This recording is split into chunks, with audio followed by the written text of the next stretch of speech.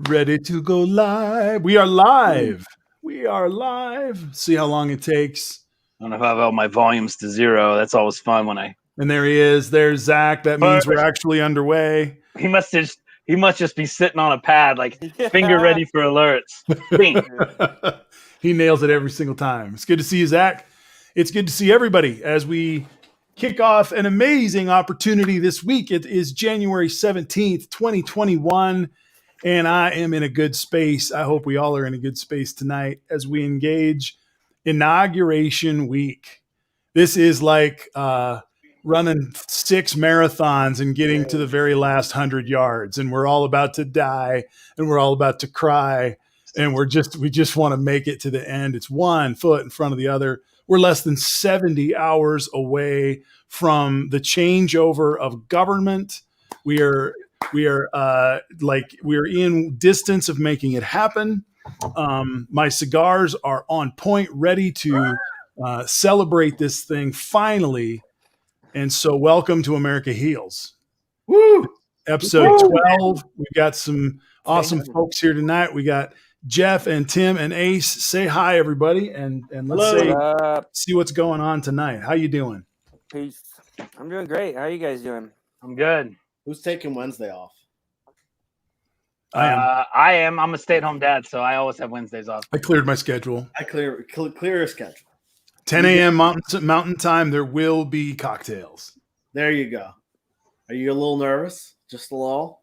Is anybody nervous? I'm a little nervous. Okay, you guys are nervous? Come on, man.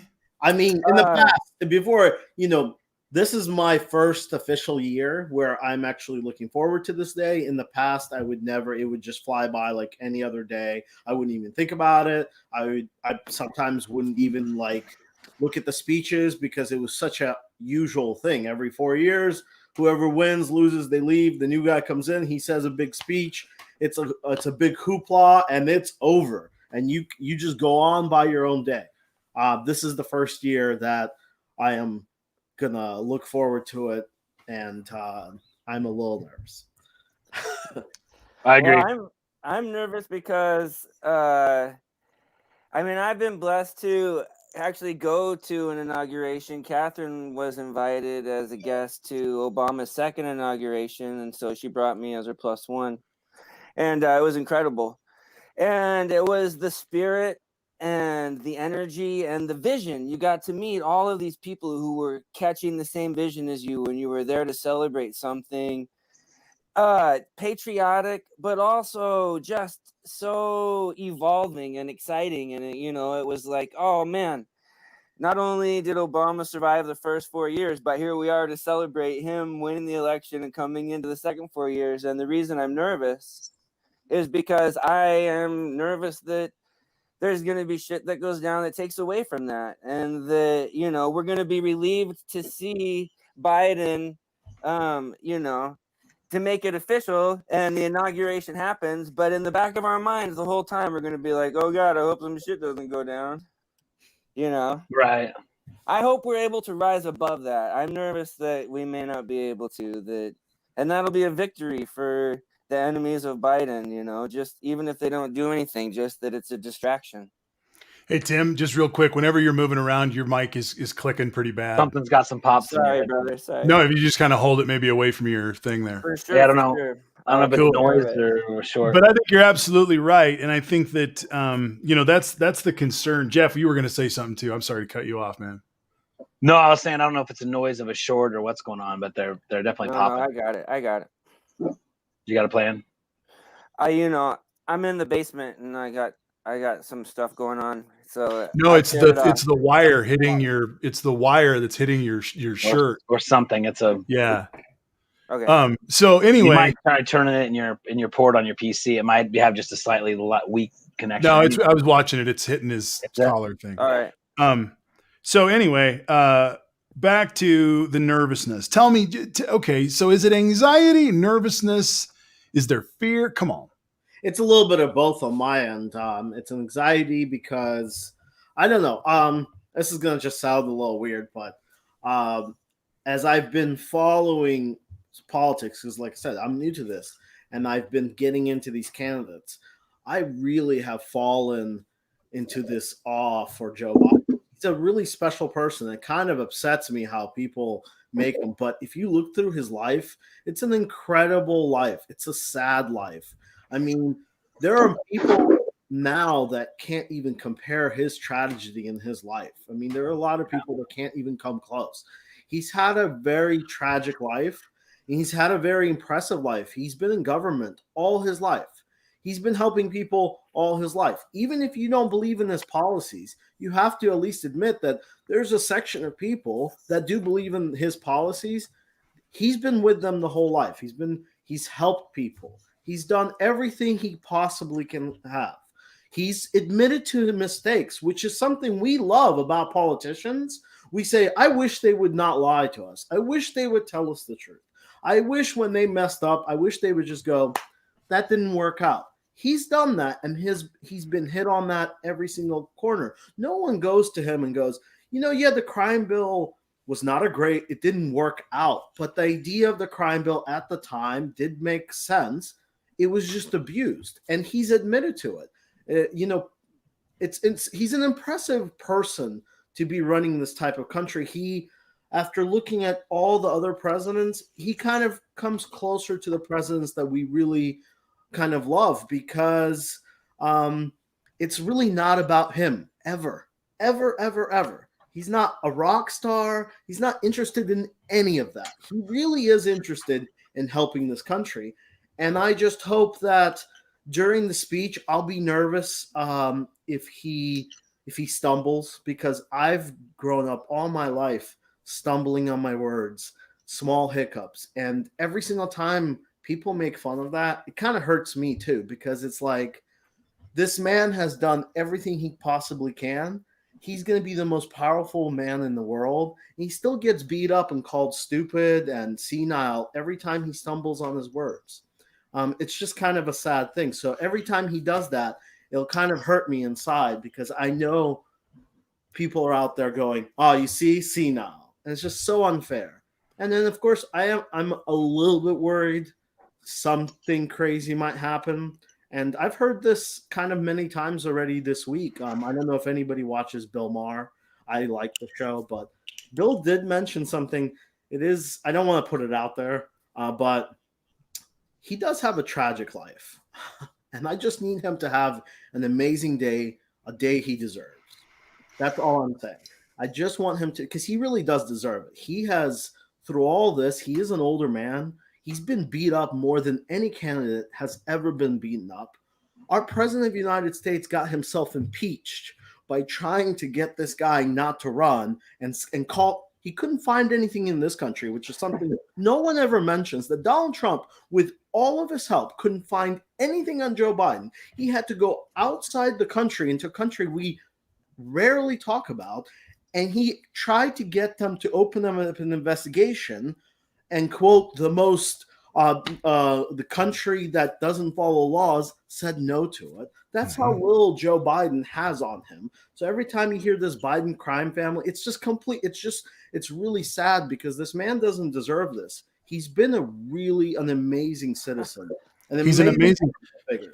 He's an amazing citizen and an amazing figure. And what's, I think, going to be the greatest thing about what we're going to see on Wednesday, and I don't care. I mean, honestly, I'm going to call it right now. I don't give two shits if it's ugly or if there's skirmishes happening on the outside of Washington, D.C. When at noon on Wednesday, he's the president of the United States, baby. And here's what's going to happen. The reason he's going to be one of our greatest presidents is because he's not going to be the most powerful man in the world. He's going to be the first president in my lifetime who is not going to be the most powerful man in the world. He's going to be the man who runs the most awesome government system in the world. He's going to actually drive the bus rather than stand in front of the bus and wave like Reagan and take the credit like Clinton and Reagan and both the Bushes had to do, and even Obama had to do, to play the game of being the personality of the most powerful man in the world. Joe Biden is going to remind us of what it means to be an American. And I'm telling you right now, the hottest word of 2021, everybody, is the word democracy. because it's back and it's going to be rubbed in the face of those fascists out there who would like decisions to be made by collusion and conspiracy and who you know and quid pro quo and all that bullshit. What we have seen since we saw Trump try to get rid of his opponent, Joe Biden, we've seen quid pro quo America. And what we're now seeing as we're watching the unfolding of the new vaccine plan is that quid pro quo America has been happening all over the place. If you go to New Jersey, all you have to do is say you're a smoker and you can get in to get your vaccine. Or if you know somebody, you can get in to get your vaccine in different states. Because the Trump thing made the big fat lie that they were going to be the most streamlined organization in the history of whatever. And then they just didn't. And so now Joe Biden gets to start over with that. We're going to get shots in arms. We're going to get money in people's pockets. And that's just the beginning. And so I'm excited to see how he's going to run the machine. I don't need a rock star. I don't need a pretty boy. I need somebody to get some shit done. And that starts on Wednesday. It's actually started last week when he's announcing this stuff is coming. I would also add to that word, the word competence is going to be huge in my view, because every single time this man speaks or his team speaks, the one word that comes to me is just competence. It's the competence of everything they do is it's becoming more and more impressive. It's all laid out. The whole streamline thing is just, it's not all they're doing is just making it easy on them by removing all the hard steps. We're just going to send all of the vaccines to every state and that's it. We're done. So they've streamlined it. And then they let the states in each state make their decisions. And as you can tell, the states are not making good decisions, but they're also not competent because while they're sending out their vaccines, they're saying they have a huge stockpile of vaccines. And then they come out and say, oh, we don't actually have a stockpile, which means either someone was telling them they had a stockpile and they didn't, or they just lied the first time. We are going to be living in an inundated, probably 18 months of more breaking news about shit that we find. Yeah. It's going to be, oh my God, look at this. They were selling vaccines to the Iraqis who knows what this guy is involved in. Yeah.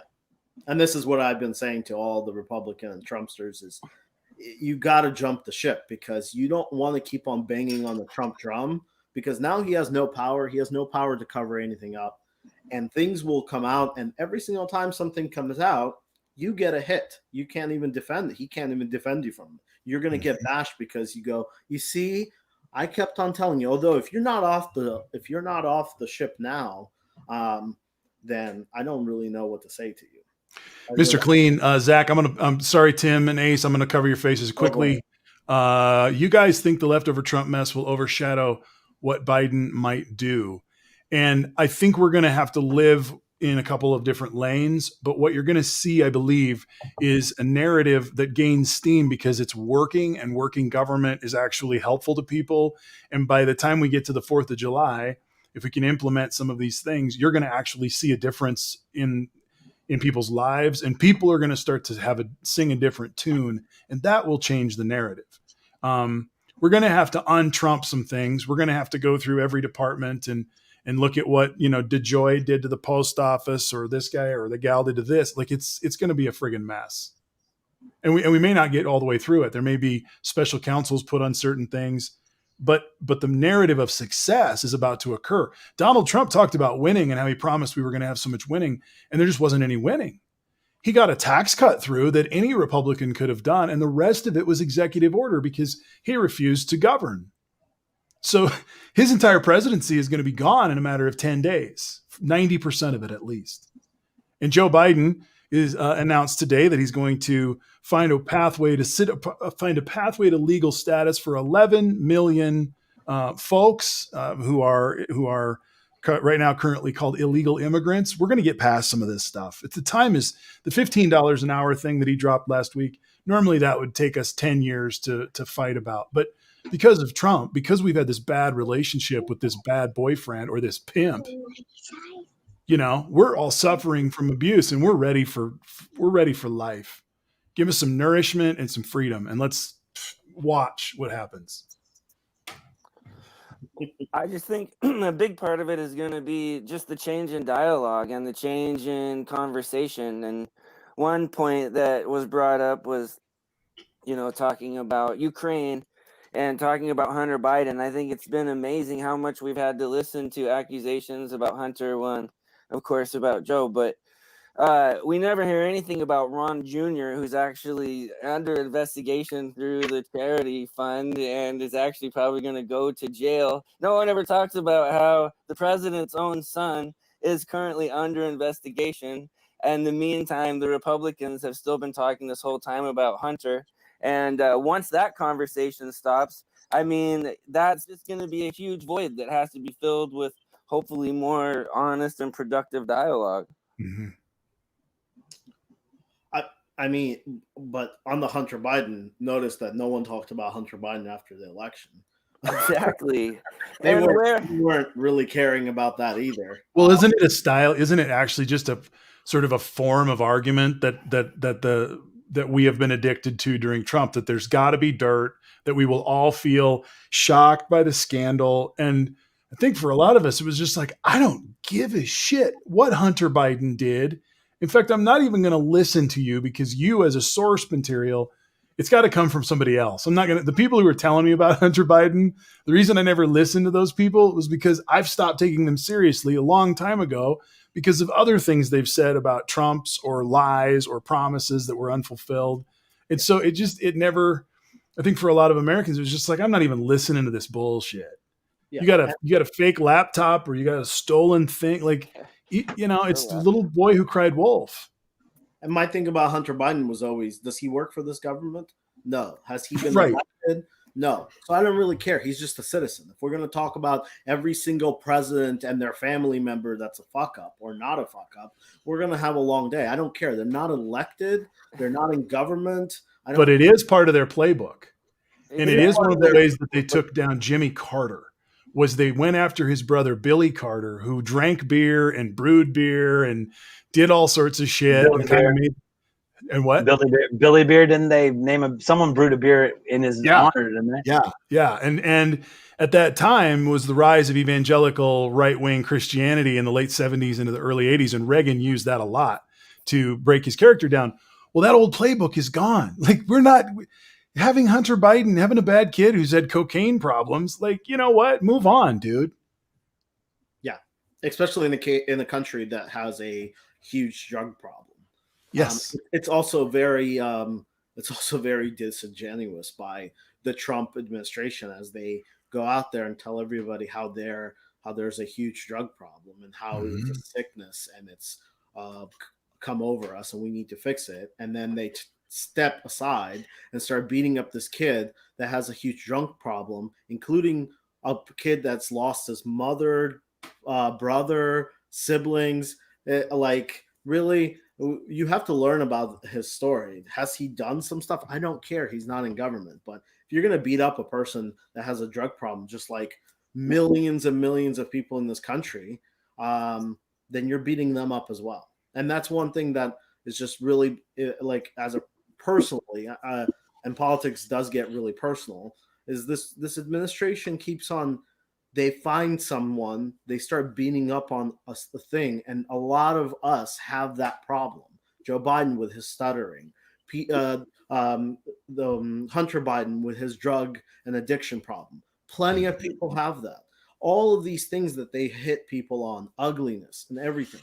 We average citizens, average Americans all have that. And that's how they think of you when they see you and know you, is by your faults and by something they can say nasty about you, which is kind of the worst thing we can teach human beings. It's not something we teach our children.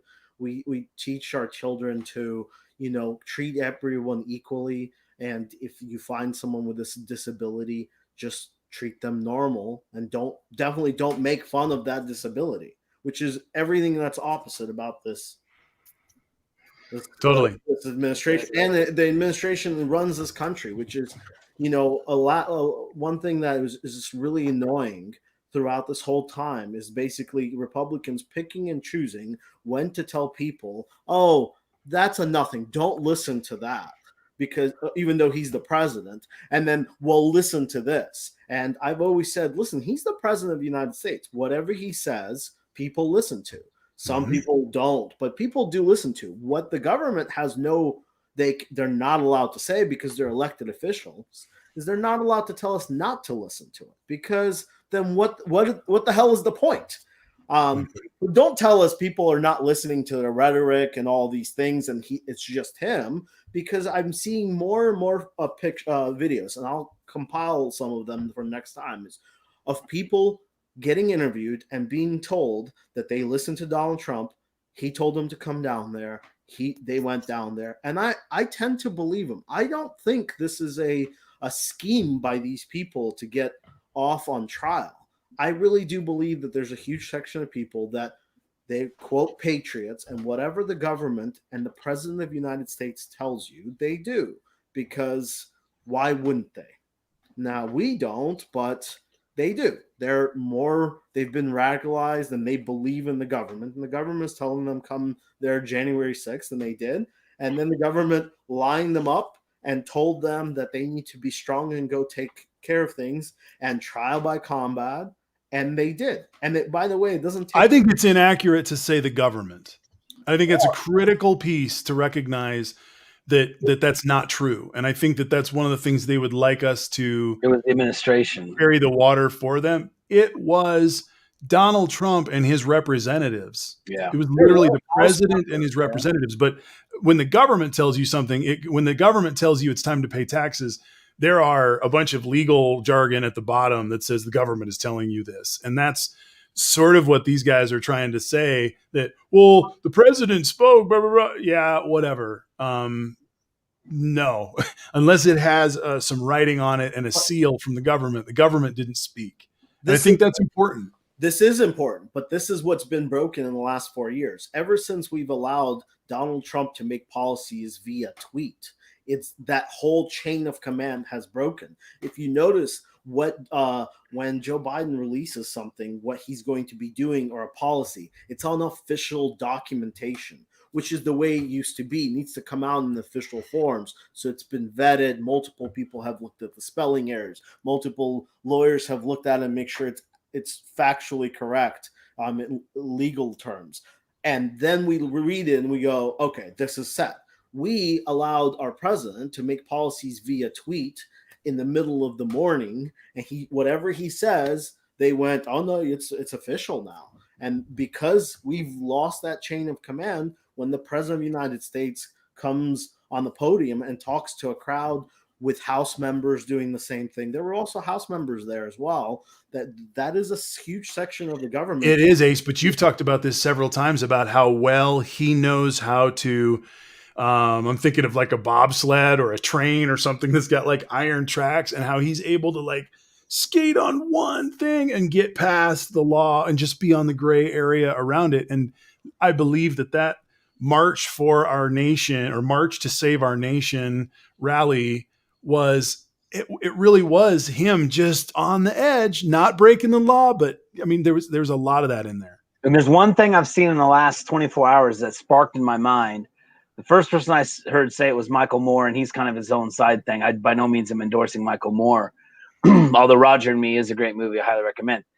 In April, an armed group took over the Michigan Capitol, like walked into the chambers, sat in chairs, did all kinds of stuff. As far as I know, 0 arrests. Now, the abduction and murder plot, there were arrests. But as far as I know, the stop the shutdown, armed takeover of the Michigan Capitol resulted in nothing, absolutely no punishments. So it's very important to think about that, because that happened in April. And now we're supposed to believe that around in January, when he said, go to the Capitol, tell them what you want, fight for your country, that he didn't understand that people could forcibly overtake a Capitol. I mean, it really creates a logical parallel that's unexcusable and unexplainable. You know, I mean, we saw it in April. We know that people can overtake a Capitol. It had been done. And he says, let's go to the Capitol. We got to fight. The keyword was fight. I mean, I don't know. Someone, I'm sure, searched it up. Well, and then the trial by combat was from Rudy. You know, several of Trump's family members and daughters-in-law screamed into the mic. And they all had the same theme, which was fight, fight, fight. You know, you got to fight for your right to party. And then they went down the street. And I mean, obviously, it was a huge crowd, by the way. I haven't seen crowd pictures. I saw only like one crowd picture. When he was talking right in front of the White House, they were all the way back to the Washington Monument. I mean, it was, I would say, at least 100,000 people. And This who is actually was on the a big steps? deal here, I Jeff. bet who was on the steps probably wasn't 3,000. In Lansing, it was legal. You can take open carry up to the Capitol. They did disrupt their legislature, though, did they not? That's my I'm understanding. pretty sure they interrupted the state legislature.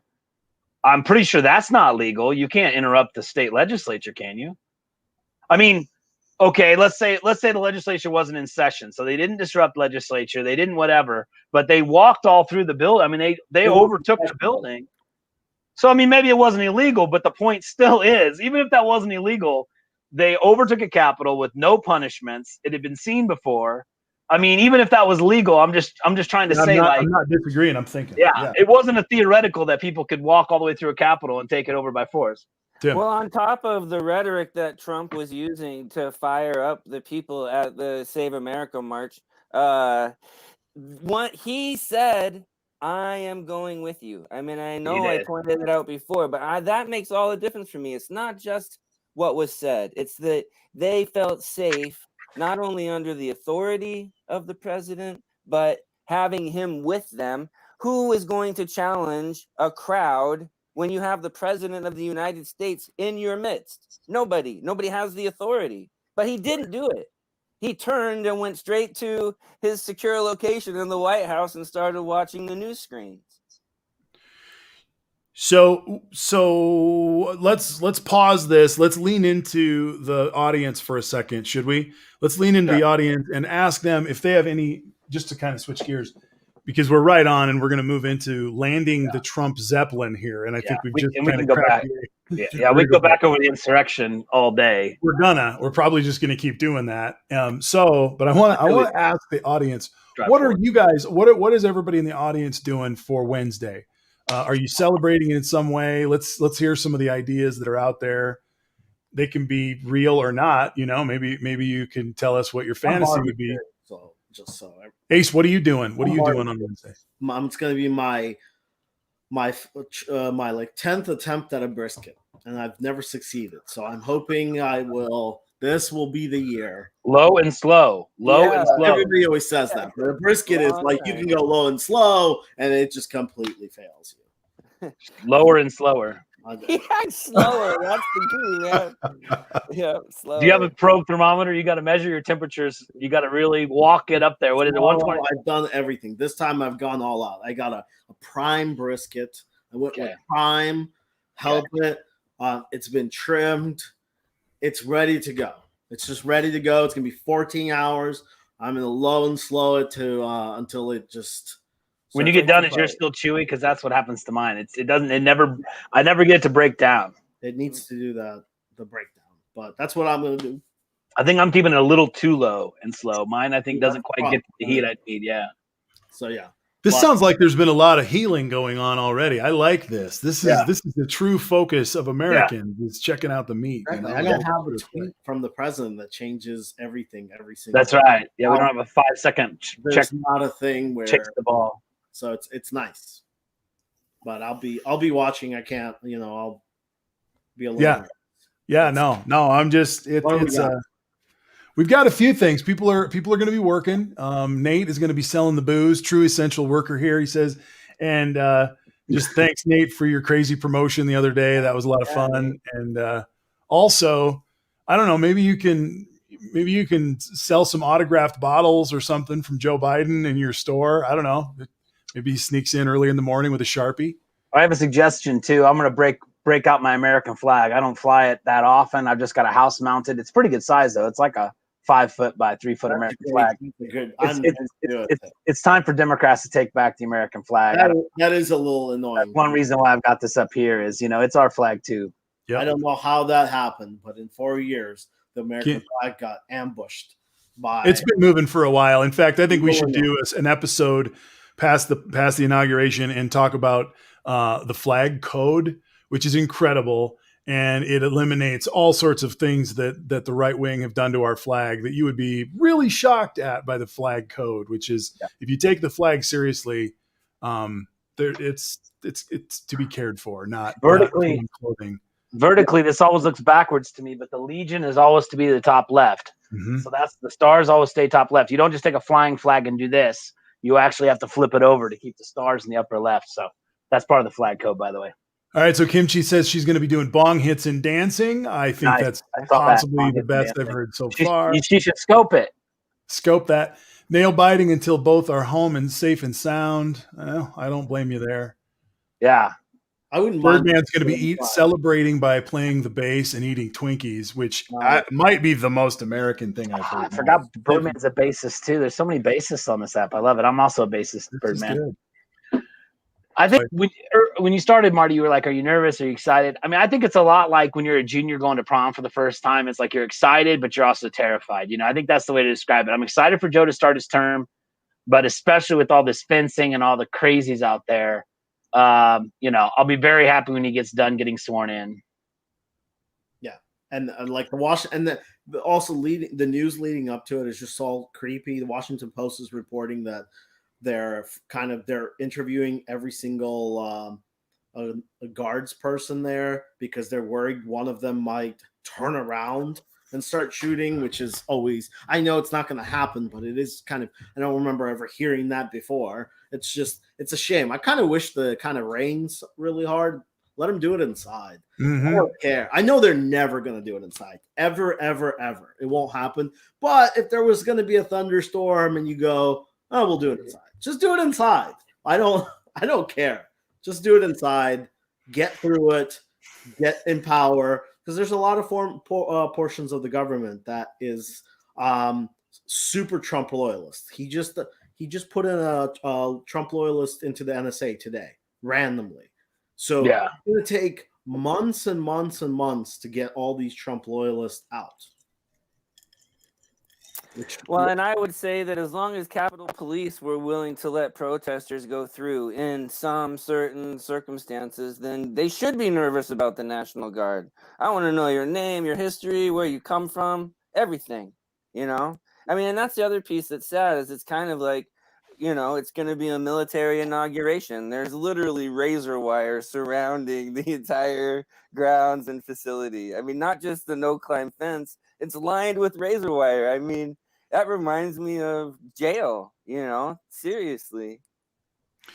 So there's another, just, I want to put this out there because we all have these ultimate paranoia sort of things, but I wanted to let you know something I was thinking about the other night too, which is one of the other beautiful reasons of why having an impeached president leaving office in the midst of open coup threats, overthrow of our government threats that have been being weighed around. And this is where Nancy is smarter than probably all of us. Let's say, and I'm just going to play this out. What happens if a coup wins? He's impeached with a Democrat Senate and he will be immediately removed. He's already got his ass in the vice. That's one of the things that I uncovered the other night as I was thinking about this. Like, even if he somehow is considered the president on the 21st, which it's not going to happen. There's not going to happen. Yeah. But even if he tried, she's already got him in a place where at some point, and this is a beautiful thing about the mistake that happened in Obama's inauguration. Many people don't remember this, but when he was inaugurated, they said the wrong words. And so they had to reschedule the swearing in the next day. And one of the things that was said during that time was, well, it really, and this is now precedent, that it really doesn't matter if they say the freaking words at noon on the 20th, based on the Electoral College. We have a new president. He could be cruising the mall for all we care. We're not going to have that happen, but I'm just saying, like, so I know I'm throwing a couple randoms out there, but the fact is that we should relax and recognize that what Joe Biden did last Thursday was took the reins of this thing. Yeah. And I think that even lowered the temperature in the country through this weekend with the threats in the state capitals. and the crazy stuff that's going on in Washington. And I think that we've been so far away from having any class as a country for so long. We've been such pimped out, just used meat, all of us, that it's hard to trust anymore. It's hard to believe that when Trump isn't yelling at us, that something worse isn't happening behind the scenes. Yeah. I mean, I know that I've thought about that all. I'm like, man, it's so quiet. What's wrong? What's wrong? Right. Well, maybe nothing's wrong. Maybe he's just ran into the friggin' corner that he's going to run into for the rest of his life, you know? I mean, and on top of that, like, finally, we're starting to see true debate on policies. We were just debating a while ago if why is Trump putting children in cages and separating kids? Now the Republicans, their biggest like thing against Joe Biden is $15 an hour. Like, yeah, what an awesome argument to be made. Isn't that great? Let's argue, should minimum wage be $15 an hour? This is what I've been telling all my friends and everybody. This is when America becomes normal and processing forward. When we're arguing things like that, should we have $15 an hour minimum wage? Should we have a citizenship program for 11 million illegal alien, whatever you want to call it? Mm-hmm. Should we do that? That's a policy thing. What we shouldn't be arguing is if you should be banning Muslims from flying into this country. That's not a policy question. That's right. Just you're doing something completely different from what this country stands for. And I can't wait. And it's going to show really like what the Republicans are all about, because all these people that keep on telling me that that Trump has done so much for them, he's going to leave and the Republicans are going to argue against $15 an hour.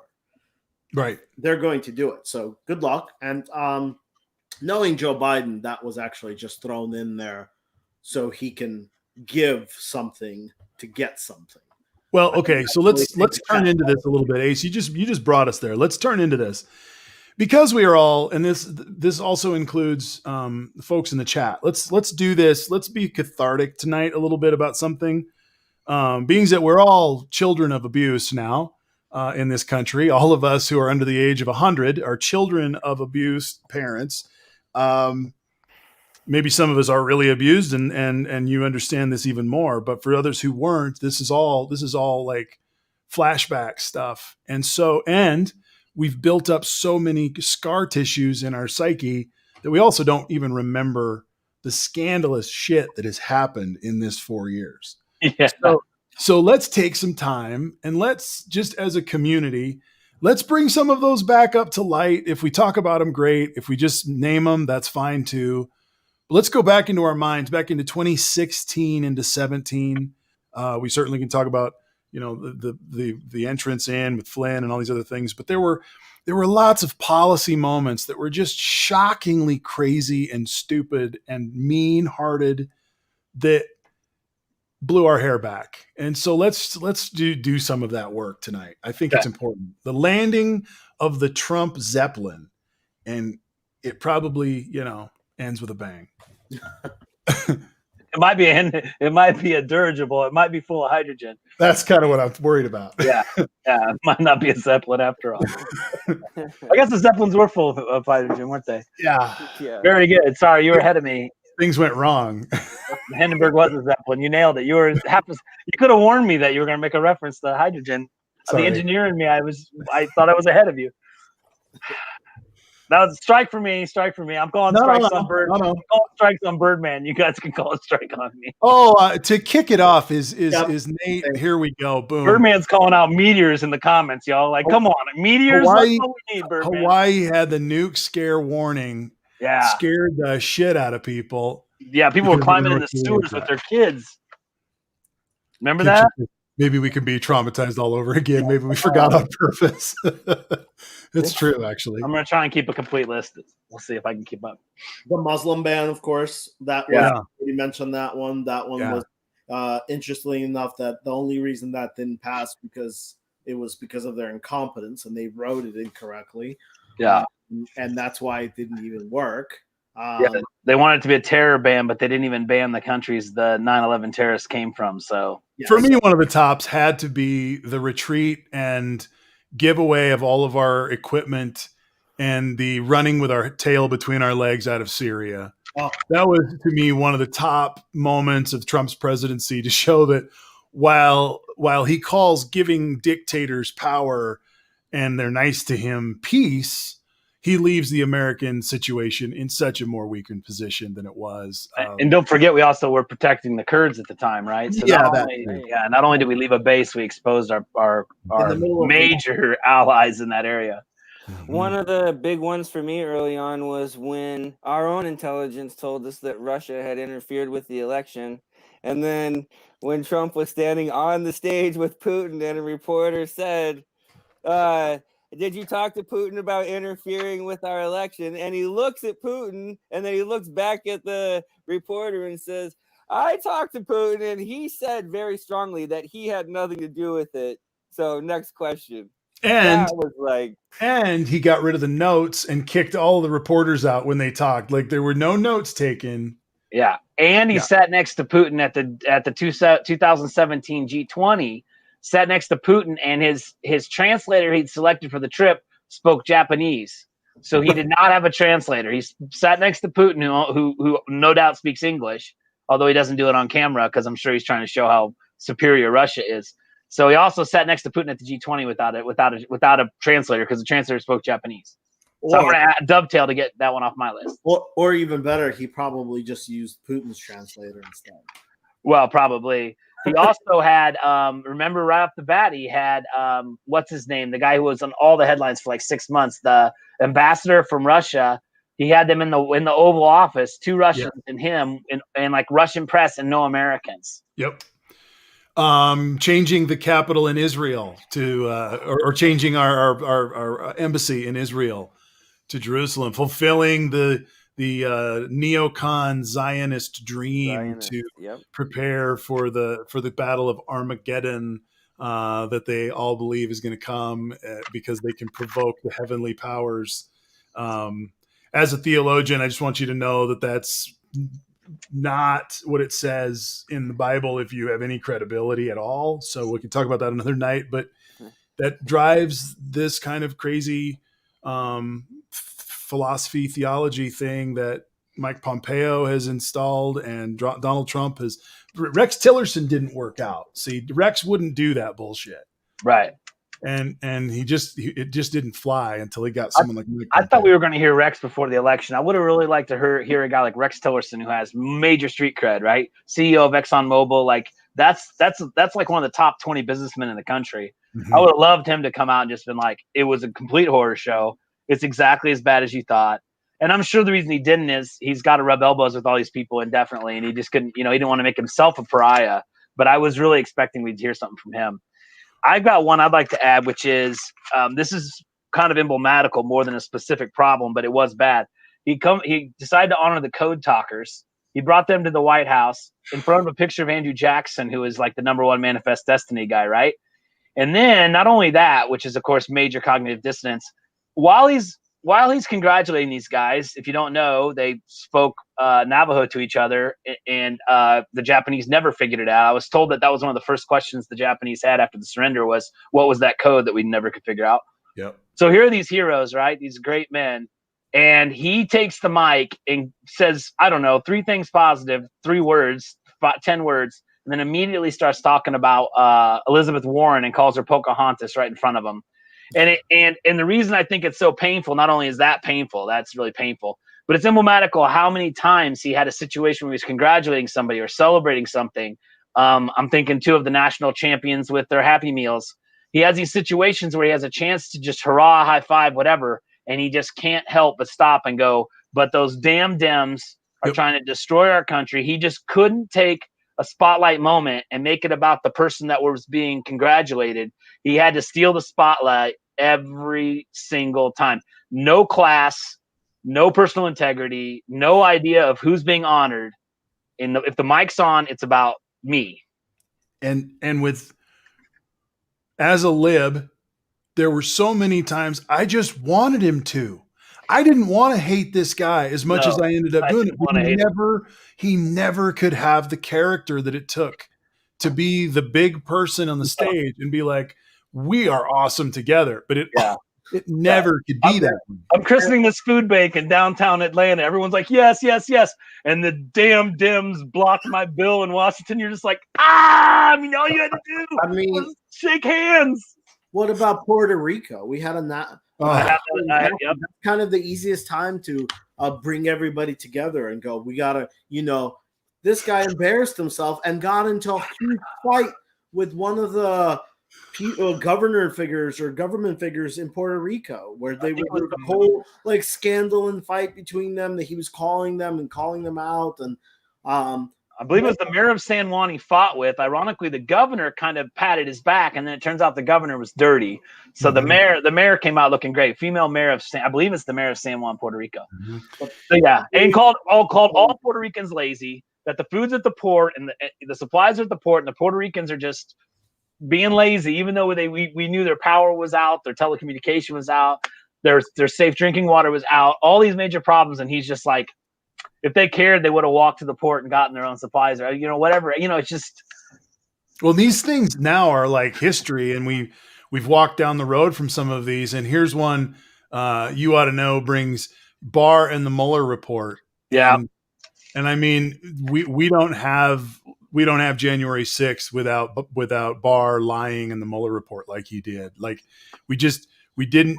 There was such an escapism from Trump's truths that everyone around him was complicit in, that allowed these continually larger lies to never get checked inside of the circles of the right or in Q.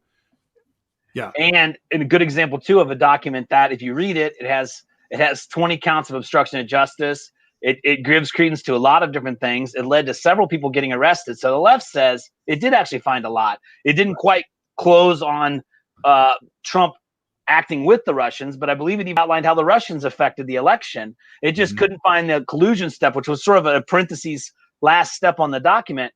But even with all that good information, Trump called it a witch hunt and a hoax, and he still talked about it. He talked about it on the 6th, stand in front of the White House, said it's that the witch hunt hoax. Well, how did Manafort end up in jail? How did Flynn end up in jail? How did all these guys go to jail? It was because the Mueller report found them.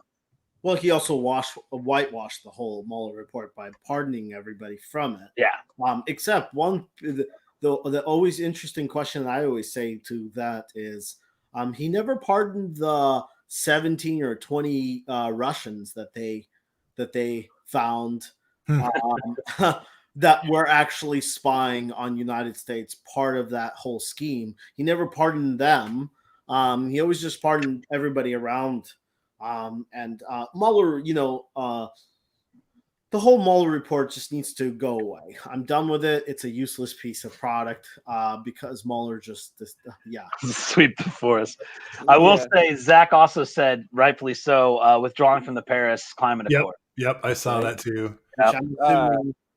Which I'm assuming will re-enter. Although I think Biden said absolutely. Although I have a question on that. If you're a country, I don't know, it's going to be really tough for some of these countries to really get into good negotiations, because a lot of these negotiations take years. Then we agree to them, and now they see that within 4 years, the new guy can come in and just with a stroke of a pen, I'm out.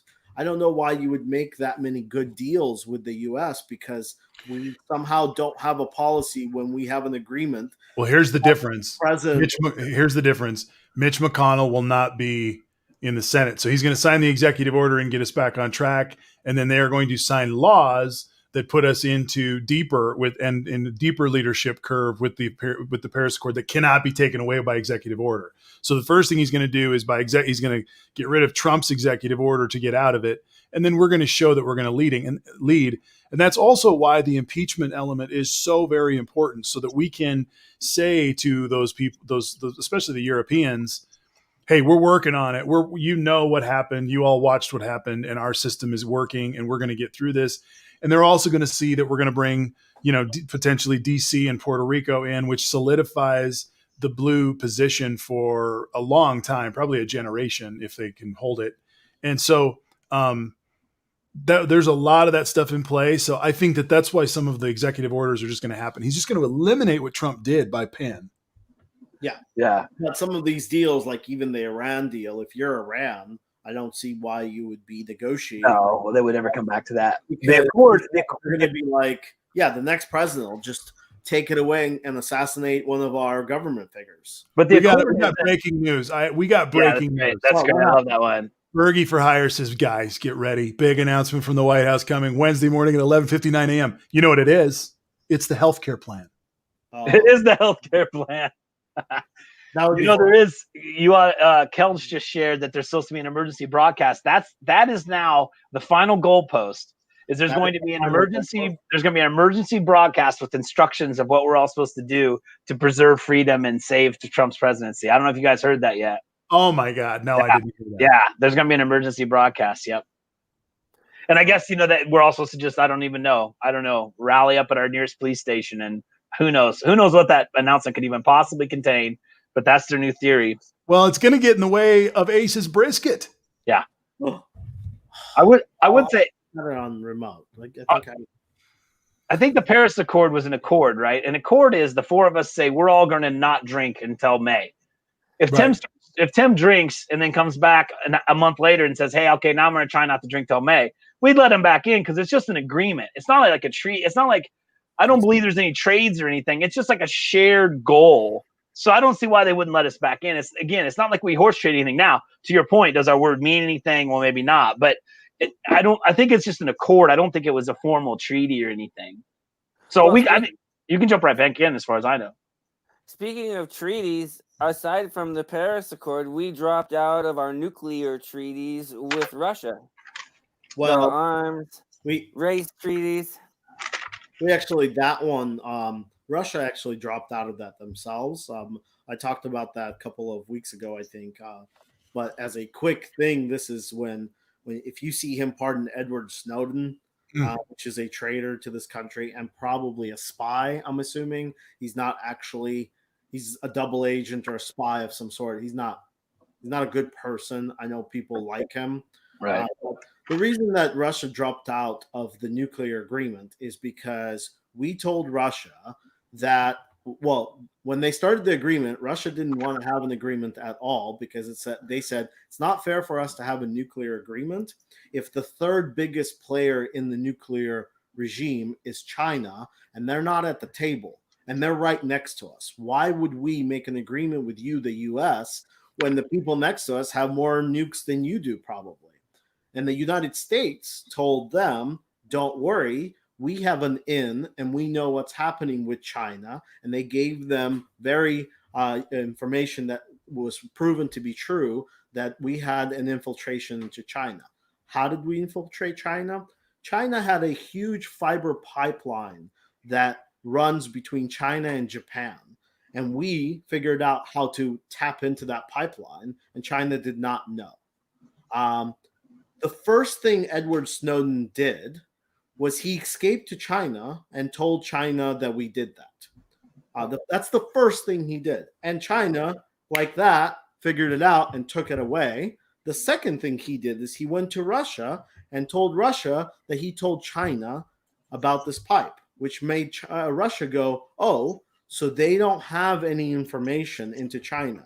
Because part of that pipe was the United States had basically they infiltrated the servers of all of the nuclear weapons so they could see how many they have, how close they are to making them. They got into one of their universities. As soon as Russia found out we no longer have that information, they dropped out. And Edward Snowden, one person, is in charge of that. So if he pardons him, it is a big deal. And I think he will, because he wants a hoopla. He wants This is a big deal, and it also is a big deal because during that same time, he was Trump has done everything he could to weaken NATO, to weaken our support and position with NATO, and to compromise our position in the Pacific militarily as well. So I think those days are going to end with Joe Biden, who knows how to use a Navy. That's one of the things that the Republicans don't like to talk about is the American Navy and how well it was positioned and its power position at the end of the Obama administration. We had China. China was in all kinds of straits because of the position we had them in. Because Obama understood that the key to American power since World War II is the Pacific. It always has been, and it always will be. Even though we have a European bias culturally, the Pacific is where the money is at and where the future is at. And so, that's been a whole thing. We cut troops out of, what is it, a third of our troops we pulled out of South Korea. He walked across the DMZ in a hot war, shaking Kim Jong-un's hand and kissing his ass and telling that they loved each other. This is an American president. And people are going to say that because we didn't get into a war, that's success. We didn't get into a war under Obama either. We didn't get into a war under Bush W or HW or Clinton or Reagan or anyone in the past 60 years either. And that Un handshake is a really good thing to talk about when people talk about the media being the enemy of the people. North Korea doesn't have a free media. Do you remember seeing the North Korean media film that? Three guys in matching black suits walking around them. Yep. That's North Korean media. So when you talk about mainstream media as if it's the worst thing that ever existed, imagine if all of your media comes from an AV team that's assigned to the president, you know? Well, they would love them. That's essentially what. Well, I mean, okay. Well, they would love it when their guy's president. Yeah, and Trump. then when our guy's president, they would. Oh, how can we get any information when it's only Pres Cam? And he literally saluted a North Korean general. Oh my God, that was so bad. They'll tell you he didn't do that. By the way, they will tell you to your face. You're like, it is available. Joey says Trump was robbed. Oh, it's good to have you on. We're working through our stuff too, so it's all good. But no, there wasn't a robbery. Thank you for joining us, Folks. If you can be positive, you can stay. You can. You're welcome. Just be cool. MAGA folks are processing their position, and a lot of them are recalibrating how much of it they're going to, allow to guide their way. And I think you're going to see that. I think you're going to see that the head was cut off the snake on the 6th, and a lot of people are running scared shitless that never thought that their position of privilege was going to bring so much thunder their direction. They really thought that a good resume and maybe a family upbringing was going to get them out of this, but it's not, and they'll figure it out. That's how I feel. I mean, I could be wrong. I saw this video of the guys who were on the Senate floor. I suppose many people saw that today. And as we listened to the one guy say, we listen to our president to come in here, and we're just trying to talk to our government. And it's like, well, guys, you overstepped your bounds. You don't know. Somewhere you lost reality of property rights. And they'll learn what those property rights are. I can't, quite honestly, as I watch those videos, the more and more I watch those videos, I can't believe there also aren't just straight up burglary charges. Yeah, just old fashioned, breaking and entering and burglary. One.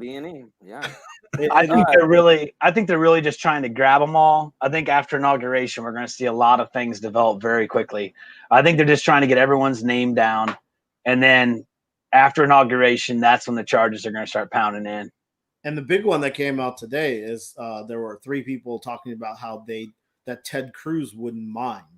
Mm-hmm. Yeah, that was when they were down on the floor taking pictures of documents.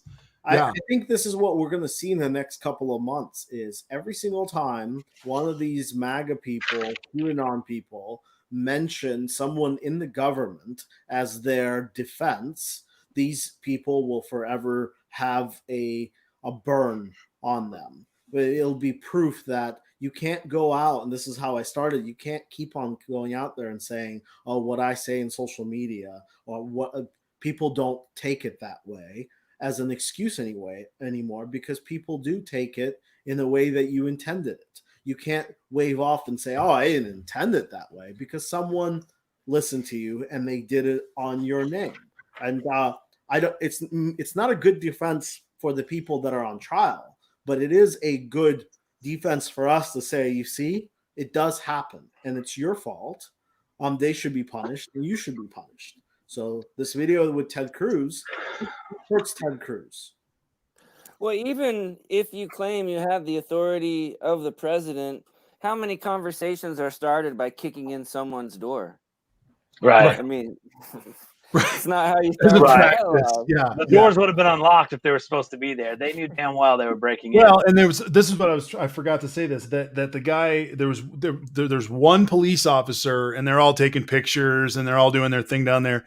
And there's one cop and the cop was not, he was not saying that it was okay that they were doing what they were doing at all. But there was one guy standing next to him that was like, do you understand there's 4 million people out behind us? Right. There's 4 million people out there. There's 4 million people. Right. So this is what I think we've seen, is that not only is there cognitive dissonance about what we understand when Trump says stuff, these guys have been seeing each other in Arizona, then they drive to Florida, then they drive to Georgia, then they drive back to Arizona, then they drive to Texas, and they've all seen each other all year. I was watching Magascopes this summer, and it was very interesting to see people that would be, doing the live stream from the Magascope, and they'd be walking along and some person would be like, hey, I saw you last week in Tampa. And that led me to continually believe that either sometimes some of these folks are paid protesters who are literally being paid by the Trump train to make sure all those rallies are just at a fever pitch, and how did they all know each other? How is the horn guy seen in Arizona and Florida in the same pictures with these same clowns? One answer is he had all these rallies, right? And everyone's like, he brought out these 15,000 people at all these different locations. First of all, I would debate 15,000 for most of those rallies. But anyway, let's just say it's 15,000. Well, they were never all, very few were on the same day. I think he did 3 on one day close to the election. So you have to think, out of 15,000 people in the Georgia Trump rally, how many of those were from Georgia? 5,000, 10,000? Right. I'm sure there was a crew of people that traveled to all of his rallies that they could. So there was a certain number of people that were going to every rally. And by the way, that topic is addressed in the video we may show at halftime. Okay. We do have as much as I love coming back to the insurrection, I don't know if we want to keep down the list a little bit or if we want to stop, but there's just so much stuff. One of the things I'd like to talk about, here's an example of an issue that people don't understand. NATO. He went off on NATO. He said they're not paying enough. They're not paying their share, blah, blah, blah. NATO has an operating budget, and I don't even know what it is, 100 million. And the NATO countries do help pay that budget. But what the real figures, the big figures that Trump was talking about, is I believe you're supposed to spend 3% of your GDP on defense or something like that. And we spend like 8%. And like Luxembourg was spending like 1%, right? Because they're like this little bitty country and they know that, 40 guys with M4s will do it for them because no one's going to get to them without, anyway. Mm-hmm. So he talked about they're underpaying by billions and billions and billions of dollars. And these Trumpers, they owe us money. And Trump said they owe us money. Well, they didn't owe us anything. They might have owned NATO's for their operating budget. Even that, I think everyone was paying. It was the percentage of money that they were supposed to be giving to their defense, their own internal defense, not paying to anyone, but to put aside for defense. The idea being, of course, that no one should pick up their feet and let everyone else carry them. They should all be doing their own defense. So that was an issue. And of course, at NATO, he did this classic thing of stepping in front of people. I don't remember. He said something about the building. He could have made it look better. I mean, it just, on top of all the bad politics, he also gets in front of the mic and then has to do like a criticism, some negging, talk bad about the Democrats. I mean, it was just another one of those. And quickly, I just want to tell, I did not know this, but one interesting thing about NATO, other than NATO is a huge military advantage to the United States, like huge, because we essentially don't have to have an army in every place in Europe. Right. They're all for one. But one key advantage that we get that no one else gets is if there's ever a war, our general, which at that time would be a 5-star general, would lead the efforts of all NATO combat forces. That is a huge, huge extra thing that we get for being who we are. We don't just, no one ever sells this piece because most people don't know it. I didn't know it, but they don't sell it. They sell it as like, we're overpaying and we don't get anything for it. We get quite a bit for us being so powerful. It's a really good point, Ace. Well, we're paying that money anyway, of course. We didn't pay that money to NATO is really the key point. Well, yes. and we created NATO for Europe and ran it and run it. And so the idea that I mean, it's the North Atlantic Trade Organization or Treaty Organization. It came about in the Cold War because of the Russian nukes on the border in Germany. And so it was literally, we created it to save our own self so that we had this buffer in Europe so we didn't have to fight them on our shore if it ever came. Basically keeping the Allies together at the end of World War II, except for Russia that broke off. Yeah. And then it was part of it allowed also for the reconstruction of Europe and American dollars to go easily into different places that needed to happen. And but yeah. The last piece, thank you for Luke.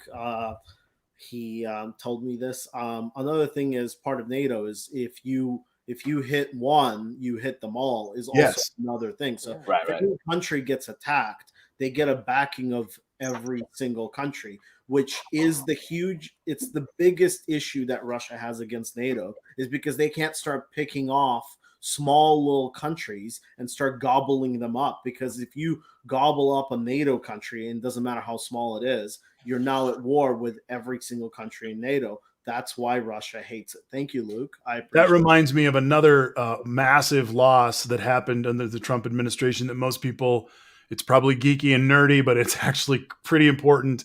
Donald Trump is the first president in American history to lose the Monroe Doctrine.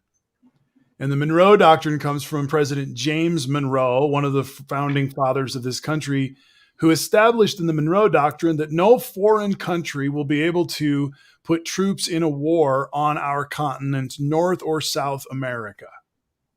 And Putin was able, by Trump's acquiescence, to get very much involved in the Venezuelan overthrow that was going on down there, thereby being the first president to not have the chutzpah, to not have the spine, to not have the diplomatic prowess, to be able to hold off the Monroe Doctrine. That's 230 years old.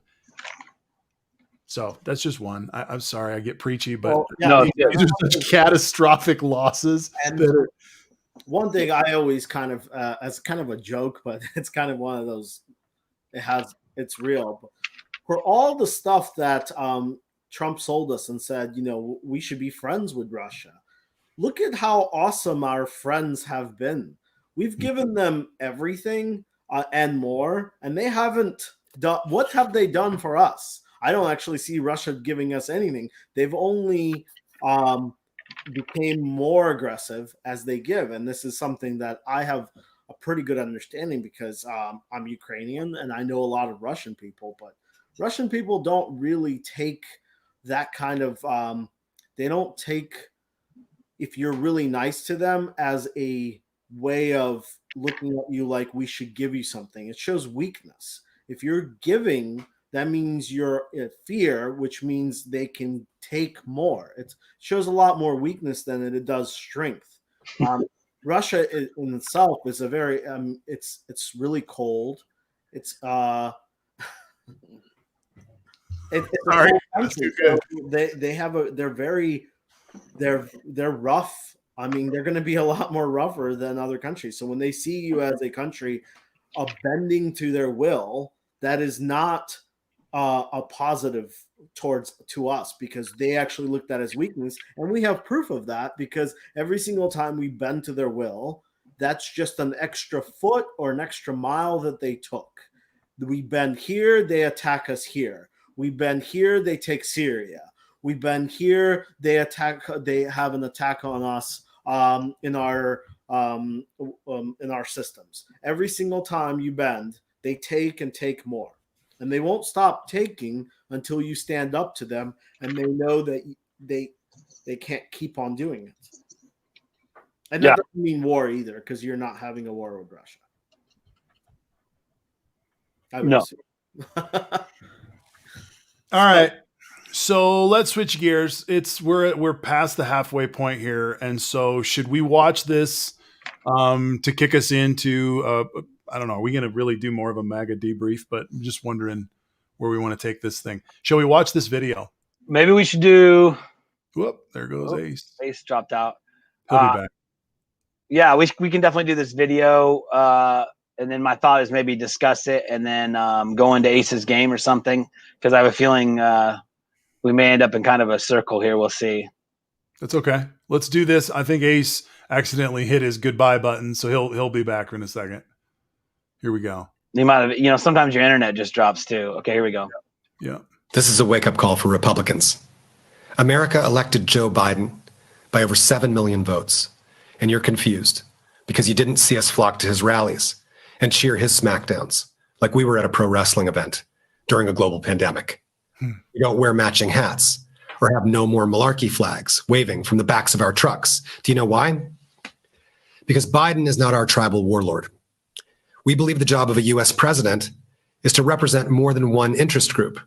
That's why 81 million of us turned out to stop a narcissistic personality cult that embodies all 7 of the deadly sins, most of all pride, which you've taken to levels of blasphemy, claiming your political leaders are handpicked by Jesus Christ. This country is called the United States, and we have multiple converging crises that need adult supervision. But we are being distracted, trying to get control over a critical mass of you who no longer believe in reality, who've been hypnotized to fear a Joe Biden presidency whenever you hear the trigger words, radical socialist. Never mind that Biden is backed by America's billionaires whose existence depend on corporate capitalism. So your cognitive dissonance is staggering, but understandable, because the most sophisticated mass media tools ever created have eviscerated your powers of discernment. And there's a gold rush on slinging alternative facts, making millions for opportunists who've taken you for quite a ride. But you need to wake up now and start the deprogramming. The election was not stolen. All that proof you kept sharing about suitcases and duffel bags of discarded ballots, it's all been debunked. All the affidavits claiming widespread fraud have been thrown out. Over 60 lawsuits contesting the election in Arizona, Georgia, Michigan, Nevada, Pennsylvania, Wisconsin, Republican states. Many of the cases overseen by Republican and Trump-appointed judges. 61 cases tossed out. Trump's hack attorneys are being sued or are under threat of disbarment.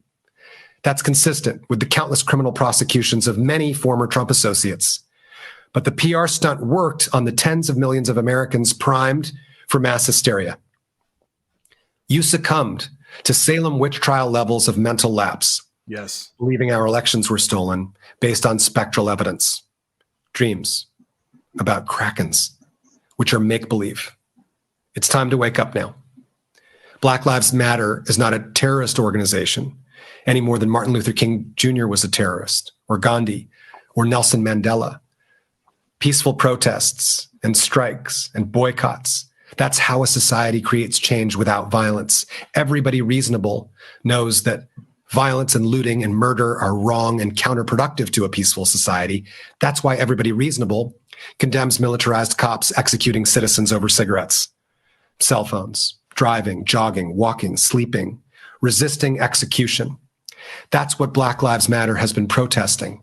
This isn't a partisan issue.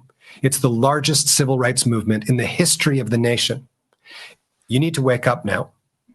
If you join Black Lives Matter, then all lives will matter. If it helps you understand it better, shut your eyes, say to yourself, my life matters and Black Lives Matter. If we unite, there's hope. We can end the savage practice of imprisoning millions of people for the crime of being black or brown or poor. Atoning for and correcting the mistakes of our ancestors does not mean the next logical step is white genocide. Unless you think the legitimate purpose of the criminal justice system is to protect white supremacy like it has up until this moment. If that's your underlying premise, you're a racist. That's why you wave a Confederate flag. You just doxed yourself and you need conversion therapy. Time to wake up.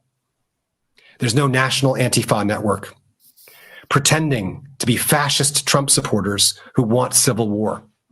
Antifa are anti-fascists who only exist right now because there are fascist Trump supporters threatening civil war. Inspired by the official Republican platform, which doesn't have anything in it other than clinical paranoia. Re-educating you to believe there's a conspiracy to seize your guns and gender identity at the same time. So you're so disoriented, you can't defend yourself against a mass immigrant invasion threatening your livelihood. Come on. The real danger came from putting a recklessly uneducated man with a personality disorder in the White House, who spent his one catastrophic term branding America's democratic cities enemies of the country, while taking credit for economic growth rates he inherited from a Democrat. He and his Republican Senate, under the smokescreen of your disassociation from reality and the brand name Drain the Swamp, filled the cabinet with profiteers like themselves.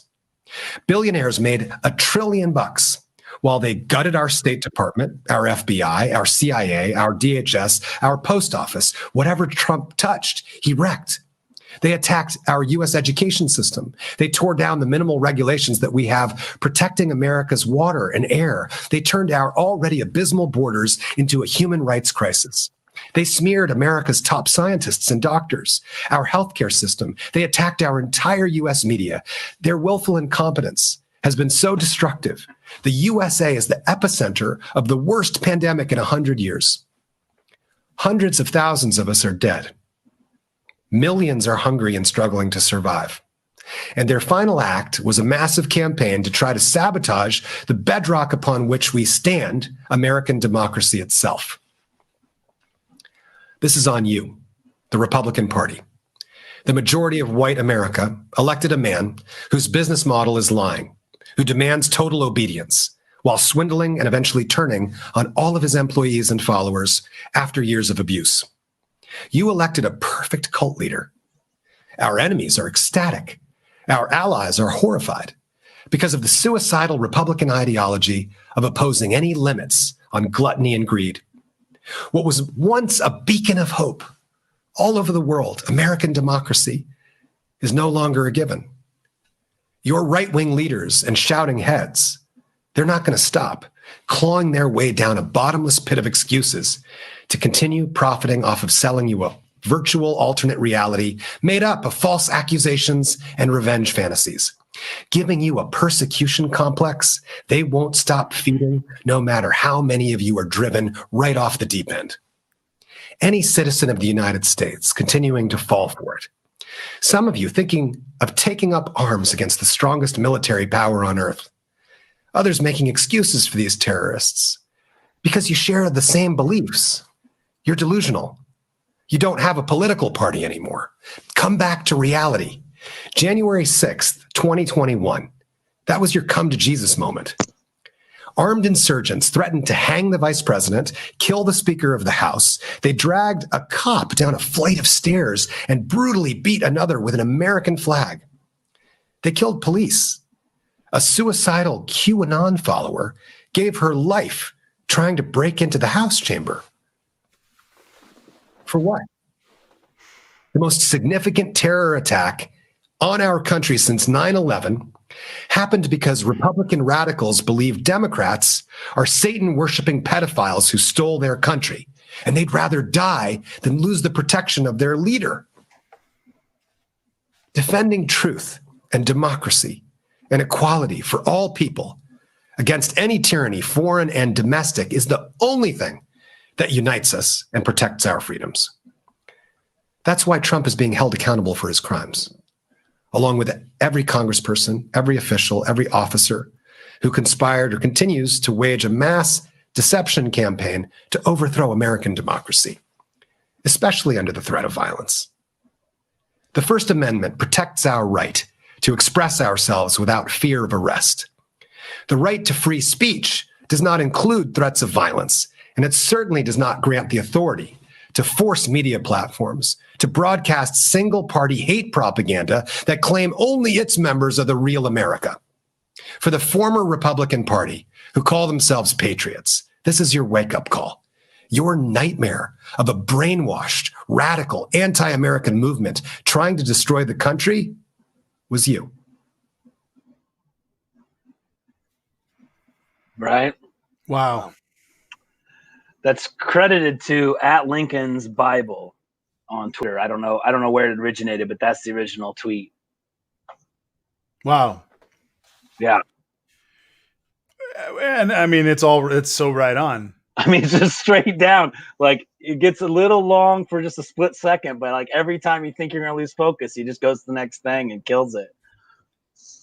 Yeah, It it is comes a cross, Mike, and it is a come to Jesus moment. It is a what are you doing with your life kind of moment. And so much of it, I think, is because of economic troubles as well as anything else. And then mental health is a real issue here. We've got a lot of folks who are paranoid to the point of believing anything, and it's literally being proven anything. Yeah. Yeah, and COVID doesn't help because you have people that are more packed in, more at home. They're bored.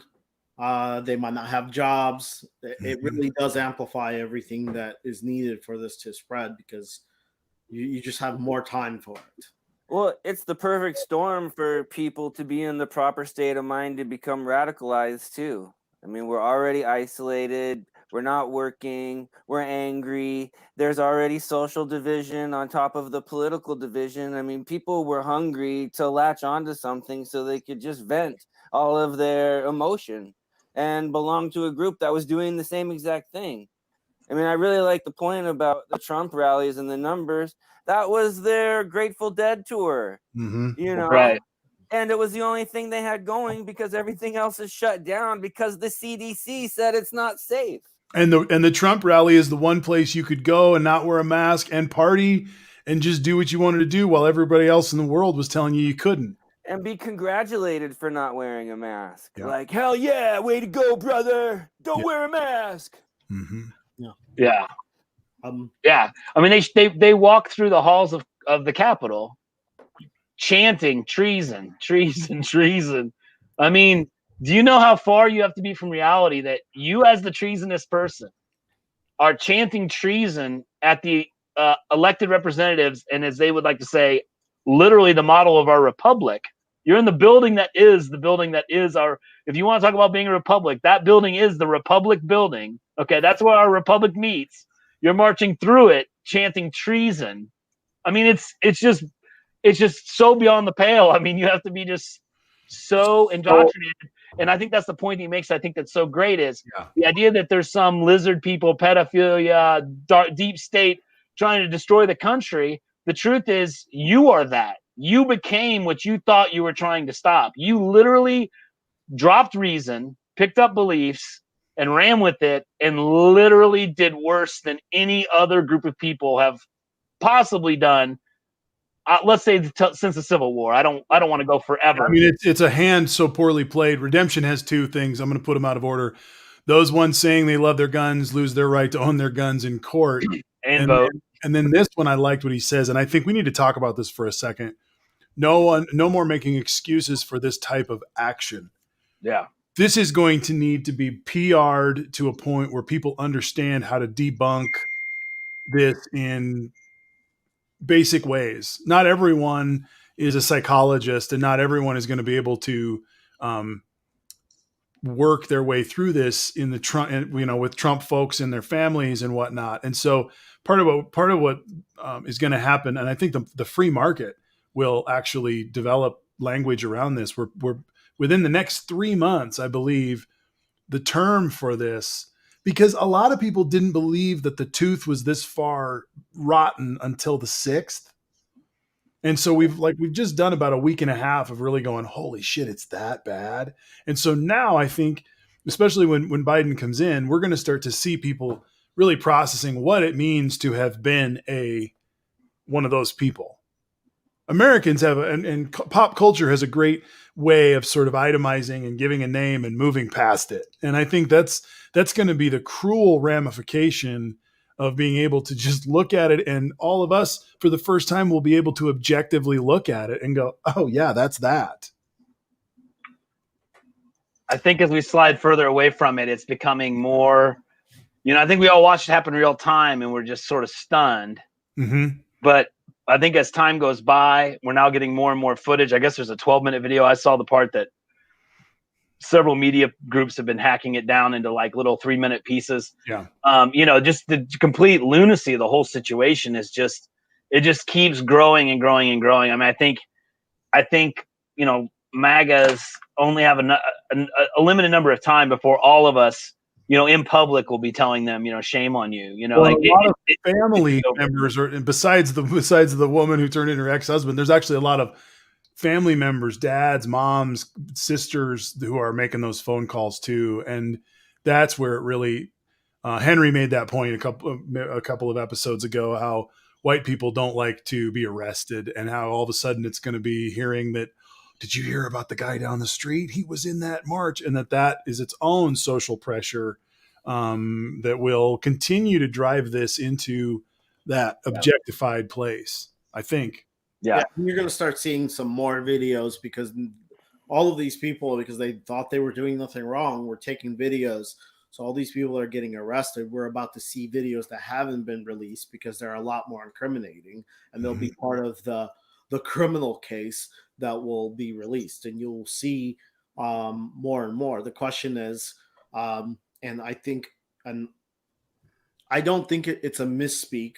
I don't know if you watched the last 60 minutes last week, but one key part of it was Nancy Pelosi quickly said that it was planned, and there are tiers of people. She didn't just say that. She was already briefed. She's in the game of 8. She has a brief, which means there is a huge section of almost like a dirty military. Well, and when this evidence starts to play out, what she's kind of giving us the headline, the table of contents of right now, I think the color that we read on the page when we start to read about these various things, I think it's going to blow our minds, Ace. Yeah, I think so too. I think you're going to start seeing that there were some prominent figures that were the problem. Just like with everything, this all has to do with money. Where is the money flow? Because eventually you need money to flow somewhere. How do these people, you're going to start seeing that the money flow was, this person was paying for these ball tickets, this person was paying for this person was paying for ammo, and all of this money flow was happening. And then you start finding who's at the top and who are they talking to. And I predict you're going to find one or two people that have a direct connection with Trump. A direct connection, not like right now where it's just him on a stage talking to his fans. The direct connection would be an X figure or two that's actually talking to these military figures and these people that they know they're going to cause some issues, and they were doing the directives. Come here, do this, and eventually you'll have a person. You'll have this guy, and he was in on it, and he was the direct link to Trump. Now, the good news is Trump won't be able to pardon him, and he might say, oh, yeah, I talked to Trump. He told me. Or that's where it gets big. Well, and you've got, and it's going to come out into different things too, just like dealing with Osama. I mean, there is I don't remember which article I read, but there's a conversation right now about which terrorist was worse against America, which terrorist did greater damage to America, Osama bin Laden or President Trump. And by far, you could say that President Trump did so much more damage as a terrorist leader than Osama bin Laden, because what we've got here is we've not only got what do you want to call them, Al-Qaeda criminal sects that are out there that we're talking about. We're going to find these people, but you've also got a living ideology in the evangelical churches in America that are allowing a theological, ideological room for this to occur. And so back when we were back as a Lutheran Christian pastor back in around 9/11, there was a conversation around, well, you can't talk to any Muslims because they're all one. And then, well, maybe some of the more progressive Muslims need to talk to the crazy Muslims and talk them out of it. That was being thrown at Islamic leaders all over the world, that they were responsible for talking. Well, I'm a Lutheran pastor whose liberal Christianity has tried to talk to evangelicals, and they won't talk to me. They won't listen to what I have to say. And because it doesn't fit into their money game. It's not about theology. It's not about studying Greek or Aramaic or Hebrew or Latin or any of those things. It's about, no, this is a money train, and we're on the Trump train, and this is a quick version of America. And it all fits into this motif of us being a victim and looking for the next conspiracy where Satan is in the world. And their whole lives are built around that. Yeah. It's this ideal that Trump is somehow a Christian sent from God and that the flag is the blessed. It's all symbology and ideology. And that's different than these criminals. These are two different things to deal with. And after all of that happened, after all of that happened, don't forget heresy. Heresy has to be on that list too. Yeah. I think there's a heavy vein of bigotry here too. Yeah, it also. I'm right, you're wrong, I'm good, you're bad. And of course, if I'm right and I'm good, then of course God's on my side, and you're wrong and you're dumb, so God's not on your side. So I get to, but unlike There's always a big 9/11 was successful, but this one was only partially successful, and we were really close of it being a real major issue. If 9/11, if those hijackers were, if they got through the airplanes and they took out and they killed some people, but they were wrangled down and the planes landed, it still would have been a terrorist plot. It just would have been less successful. This one was very close to being very successful because there are bombs, there are pipe bombs, there's a huge car bomb, and people need to start realizing that this is a lot bigger of an issue. But after all of this happened, we still had 140 plus House members vote to question the Electoral College, even though they knew that what they were doing was riling up this gang of people and selling them on something that's not real. So Jeff last week gave us this great idea. It's a game. We're gonna play a game. Marty, if you can help me just read and then I'll click through. But this is the game. It's called Cobra Kai or Bad Kai. Okay. And basically the way it's going to work is no, I can't read when I'm doing this. I can't read any of the comments. So Jeff or Tim, you guys got to work the comments. I'm on the comments. If there's anything important, okay? I had Cobra Kai or Bad Guy. There's been some creative license. I've created license you. So that's good. That's good. Good job. You're the creator. We'll this is beta. This is a beta test. This is a beta test. So basically we're gonna go around. I can't see you guys, but I'm gonna click through and there's gonna be a name, and then you're gonna try to guess if it's a Cobra Kai actor that's in the show Cobra Kai, or if it's a congressperson or a house or a senator that voted against the Electoral College. Love it. So Tim and Jeff got to read out the list I sent you were people that were voting against impeachment.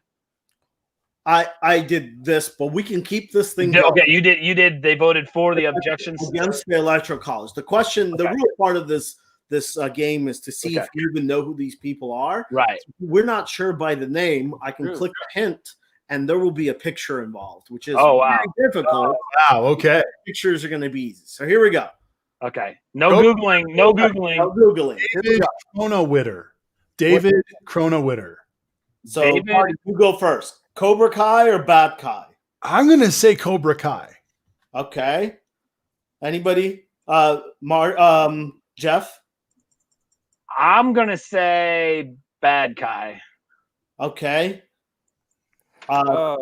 Tim, you got to choose, man. Now I'm going Bad Kai. I was going with you, Marty, but Jeff's my man. That guy's. I don't know. I gotta go with my man. Cobra.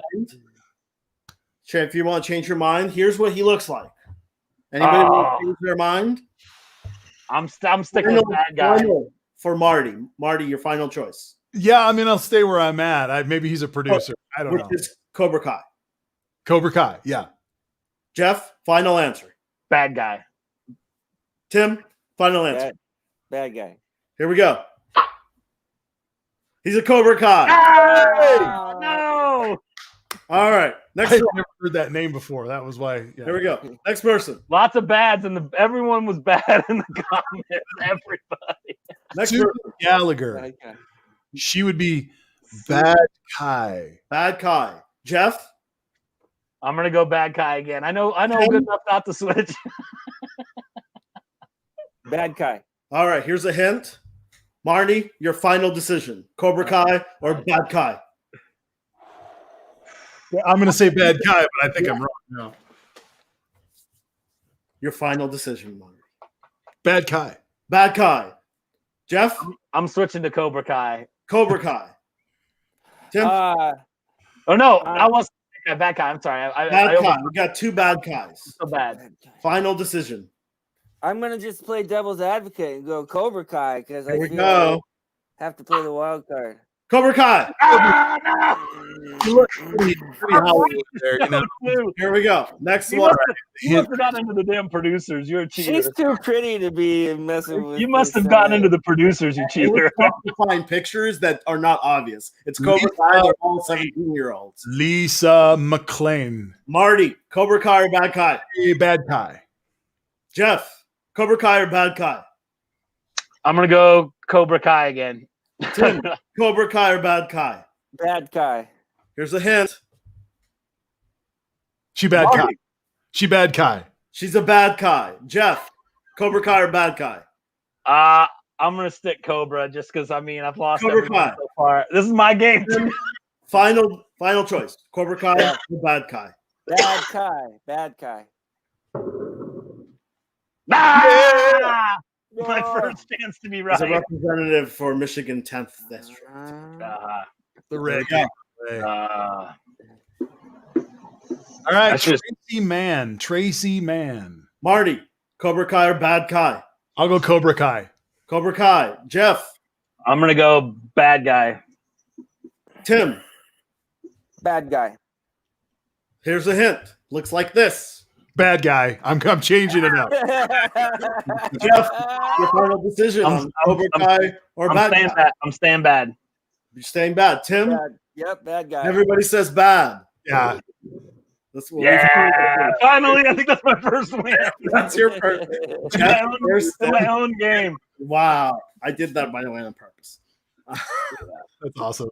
Here we All right, go. what are our comments looking like over there before we keep moving? Bad. They all switched to bad on that one. I think we haven't missed one so bad as the first one. Yeah. I believe He that's. looks like a politician. That was the important comment. I'll go bad guy. Bad Kai. Shatra. Jeff, Cobra Kai or Bad Kai? I'm gonna go Cobra. Cobra. Tim, Cobra Bad Kai Kai. or Bad Kai? Bad All right, guy. here's a hint. Looks like this. Marty, Cobra Kai. Cobra Kai. Jeff, final decision. I'm staying Cobra. Cobra. Tim. Cobra Kai. Oh, that's a good choice. I knew that one was obvious. He's too pretty for Too politics. pretty. We'll eat him Like, that's a alive. headshot, man. I know. Here we go. Joseph Moreland. Mm. Marty, Cobra Kai or Bad Kai? I'm gonna say bad Kai. Bad Kai. Jeff, Bad guy. Bad Kai. Tim, Bad guy. any decision changing? No, Marty, final decision. Cobra Kai. Cobra Oh, Kai. wow. Jeff, I'm staying bad. bad. Tim, final decision. Cobra Kai or Bad Final Kai? decision. I guess I'm gonna have to switch to Cobra Kai. The Cobra comments Kai. are saying bad. The comments are saying bad. Oh boy, here we go. Cobra Kai. Oh yeah! Oh yeah! I knew this one was gonna get you because the picture was perfect. Well, he looks kind of like an evangelical preacher, He but does. it looks like that's a headshot, you know? Oh yeah! I totally. you Wow, know, the comments all said bad guy. All he's of the them. guy in the There we go. background. Carol Miller, bad Oh, Kai. Bad Kai. Jeff, I'm gonna stick with bad. I gotta pick a side. Bad guy. I all think right, 50%. here's the hint. Final decision. Marty, Cobra Kai or Bad Kai? Bad Kai. Jeff, Cobra Kai or Bad Kai? I'm sticking bad. The comments are saying bad. Tim, Yep. Cobra Kai or Bad Kai? Staying with bad. Everybody's the bad. Boom. West Virginia, 3rd District. Boom. I'm definitely below 500. I'm definitely like Sure, kept score. Next time we will keep score. Here we go. Scott Rapp, Oh, Marty, Cobra Kai or Bad Kai? Mr. Bad Kai. Oh, Marty's got an in. Jeff, Wow. I'm gonna go Cobra for now, but I'm waiting for the Cobra. picture. Tim, Bad guy. here's a hint. He looks like this. I did this. Oh, that's so. I did this on purpose. Marty, final decision. Seems like bad Kai. Bad Kai. Marty, final decision. Bad Kai. Bad Kai. Jeff, Cobra I'm Kai or touching- Bad Kai? I'm switching to bad, but the comments are trending Cobra, so we'll see. Tim, Bad guy. everybody's got bad. Ah, he tricked Oh, us again. God, we missed Tricked us it. again. you Oh, jerk. later. I want. Yeah. Okay. All right. Jason That Smith. guy. Jason Smith. He wrote Mallrats. Jason Come on. Smith. Okay. Let's go Cobra Kai. Cobra Kai. Jeff, I'm going bad again. If I'd just done bad the whole time, I would have gotten 500. Tim, Bad. here's a hint. Looks like this. Oh wow. Oh, wow. Man, that is such a campaign picture. He's I saw that. either too obvious or he's tricking us. No, Either I that or he's saw the that financier campaign of Cobra Kai. But I'm going to say bad guy. Bad Kai. Jeff, final decision. Cobra Kai or Bad Kai? I grew up in a farm in Western Kentucky, and I will support you in Washington. I'm going bad, even though I'm probably being tricked. I'm And gonna go Tim, bad. Cobra Kai or Bad? Bad. Yeah, Bad. like I said, I Everybody's think I gone saw that. bad. You tricked us again. Yeah, oh, we got it. It was Yeah. obvious answer. Yeah, it's a terrible ad. Standing in front of your metal fence out with nobody in the field. It's not even his fence. That's like a Chris Kobach ad. They just photoshopped that guy in there. I'm Or Holt. Cobra Kai. Cobra Kai or Bad Kai? I'm going to go Cobra Kai. Jeff, Cobra Kai or Bad Kai? I'm gonna go bad again. Tim, Cobra Kai or Bad Kai? Cobra Kai. Cobra, here's a hint. Marty, your final decision. Oh God, that could be anything. Go ahead and say bad No Kai. way, yeah. Bad Kai. Jeff, Cobra Kai or Bad Kai? Man, I'm going bad. Tim, Cobra Kai or Bad Kai? I gotta go bad. I gotta go bad Kai. There we go. Well, Yeah. I think Yeah, he's look wearing at his that. pen. I think he's wearing his pen. So that Nothing. Yeah, there was a pen Yeah, there. it looks I like he's didn't wearing even his notice pen. the pin. I just noticed the bald guy with a. Pocket square. That's our Cobra Kai or Bad Kai. We will continue doing these, That and was next great. week I'm going to try to do a another game where we compare Biden's administration with Trump's administration with I love it. other administrations. Wow. So we can same type, but it's going to have their past experiences and their where they went to school. So I'll, it'll be very. I've already kind of have it set up, and it is.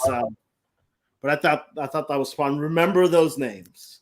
Yeah, that's part of the deal, right? Like we got to learn who this infamous people are, because that beyond the Trump hearings and trial and other things, we're going to be dealing with all of this. The sedition caucus, they were calling it before the insurrection. Now it'd be the treason caucus. I don't know what you call it, right? It's going to be interesting. That was fun. Thank you. And the tagline I had kind of originally for that, we kind of led in with it instead of, but to summarize, all those people we couldn't figure out if they were Cobra Kai cast members or members of the House of Representatives, they have all the same power as AOC. So Right. whenever someone says something about, well, AOC this and AOC that and AOC this, I'm going to make up a name like Tom Wyatt was in that game. Tom Wyatt, that you've never heard of, has the same power as AOC. So there are these little figures. I mean, they're really small figures in a big picture. I would actually argue they have more power than the AOC. They have one power the AOC does not have, and that's anonymity. Anonymity. Well, that's fair enough. So these guys, the part of this game that I really like these guys, you don't even know who they are, which means they can do whatever they want on their votes. If I put AOC's name on there, we would all know. Yep. So she can't escape from her voting record ever. Right. These people will escape from their voting record for the rest of their lives because most people don't remember who Jason Smith is. Right. And that leads into the conversations that we've been having. I don't mean to cut us off, but the conversations we've been having and the conversations that are happening with our comments and people who have developed a new spidey sense over these years, which is fascist hunting is in vogue. So being able to find these people, make them famous, give them the 15 minutes of fame that their mommy promised them that they needed to get in order to be happy in life, they now can get it. And part of America Heals of our not only our show but also our audience. There's a lot of activity in that world, and I think that that's the most American thing that can happen right now is for us to learn these people's names and to know our government better. And the fact that they're Ace, you named it, man. The fact that they are able to live in anonymity is it's our fault, and we need to change that shit. We need to know who they are, and we need to catch up. So, I take it as a challenge as well as a game, but it's awesome. I think what a great way to lean into governance in the future is to know who these people are. And that as me being new to politics and really learning about government, the Trump uses his very little knowledge of the government to everything he doesn't know. He just basically says, "Oh, they're useless, but they're very important people." And when we find out this deep state, that those are not deep staters. Those are people that have worked for the government for 40 plus years, 30 years. Those are the best of the best. One thing that I learned during the last impeachment is when they brought these deep staters and those people told you what what their credentials are, how impressive these people were, like doctorates. They worked for the government all their life. They went to special institutes to be an ambassador. They did hard work, and they were replaced by a guy that just gave $1 million.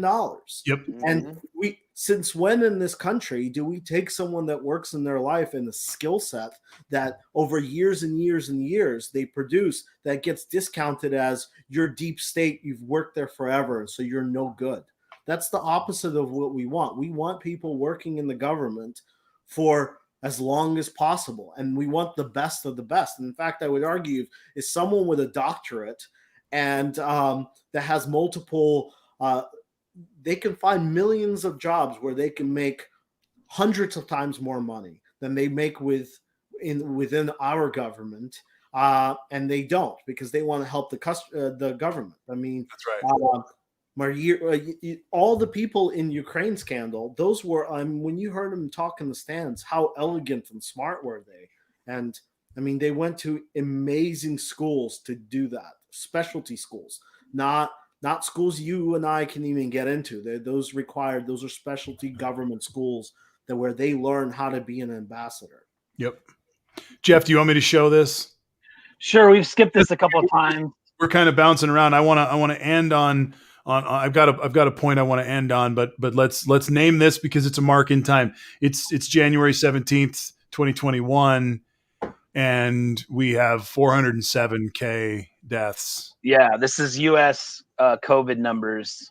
So yeah, we got 407,000 deaths, 24 million for cases, and 14 for recovered. I like to show these numbers because you'll hear Trumpers say things like they'll try and divide these two numbers, and they'll say less than 0.5% of people that get it pass away, but I'll show you in the curves why that number doesn't work. You have to really use recovered versus death because a lot of people that are infected haven't survived it yet. Just a little side note. Interesting. Yeah, so they'll want to take the population of the U.S. and divide it by this number. Well, everyone in the U.S. hasn't survived it with these deaths. Now we could talk about how you do the numbers later, but if you take these two numbers against each other, you get about 3%, which we can talk about why that's slightly overstated. But we go down here. We got total cases taken off. We got November 3rd. There were 9,700,000 cases. There's now that same number, 24 million. We got daily new cases is not doing what you'd want. You have to do a 7-day moving average because most places don't report on the weekends. So you get these weird blips, but that's at least a short-term trend the way we'd want, but not awesome. So this is active cases, which would be cases minus survived and dead. And then this is deaths U.S., total cumulative running. So that's not the shape you want. And this is daily deaths, which is also not the shape you want. And I guess, again, the point to me of these numbers is I think the most important thing, again, this is Worldometers. Total cases, total deaths, they've been about maybe 3 or 4 grand ahead of the news all the time. Okay. some artifact in the data, but they've been staying the same. They're not running away. And so these numbers are important because when you get in an argument with your cousin and they start telling you, I've seen numbers as low. I actually had someone try and quote me 99.997 survive it. The post said 99.8. Well, it doesn't take a rocket scientist. If only 2% of people die, it takes a lot of people to be infected to get to 400,000. So the real point here is we have to be logical. If you do these numbers, you get about 3%. The reason it's 3% death of people infected is, of course, 80% of people probably never get tested. Have So we heard the actuarial tables about what the value of those lives, the financial value of those lives is worth? Well, I mean, I don't know anything about that. I will say this. I guess I think that's a number that we've purposefully not heard. Shucks is our economist. I don't know if Shucks has anything. He's our day trader. But what I've realized is if you stop and think about it, the right wants to say, well, the original number was 2.2 million, blah, blah, blah. My response to them is always wait, because we're at 400,000. I mean, it's only a matter of time before we get to the kind of numbers that were originally modeled. I mean, unless we take action. And so what really is scary is even taking direct action where deaths are, for them to slow down. I haven't done any projections of my own, but we're going to end up around 1 million, I would say. Well, it's trending to 1.2 million people. 2 million to 1.2 million in the end. Yes. And and that was supposed to be on the highest end. Yeah. It was supposed to hit 750,000. Yeah. And we're going to be there even with all this. Yeah.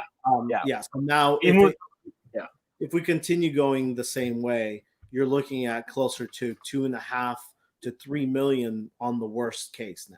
I believe they announced the other day that the country on that, or is that U.S. only? Yeah, I can.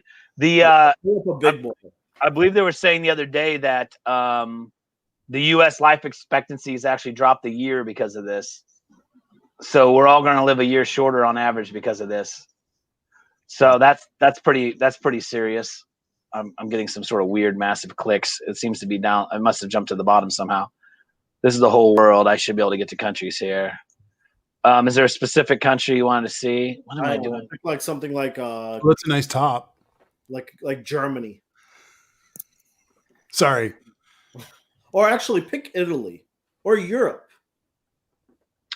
It won't let me do Europe, but here's the top countries: USA, India, Brazil, Russia, UK. I think I know what you want, though. You want something that's a little more, like Italy, for example, blew up, right? Yeah, Italy was terrible. Here's Italy, right? Italy should be horrible, right? So let's just see how bad Italy is. Let's look at their. Italy had.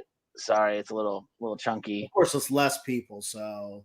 Italy's had 2.3 million cases, 82,000 deaths, which would be a fifth, and 1.7 million recoveries. And so then if we start looking at their charts, total cases is booming. But see, go back. You see how there's the big difference right there between our country and them is they leveled off and then they went back up. We never did that. No, we had two big blips. We were always on a wave. I've always said that our waves are just essentially our waves are in the middle of the ocean where you're not getting to the shore. You're still in the middle of the ocean. It's choppy. Yeah, we didn't have this flat spot. Yes. We did not have this flat spot. This was up here, and their high numbers were like coming up on 1,000 a day, where we had, I believe, 4,300 a couple days ago in one day.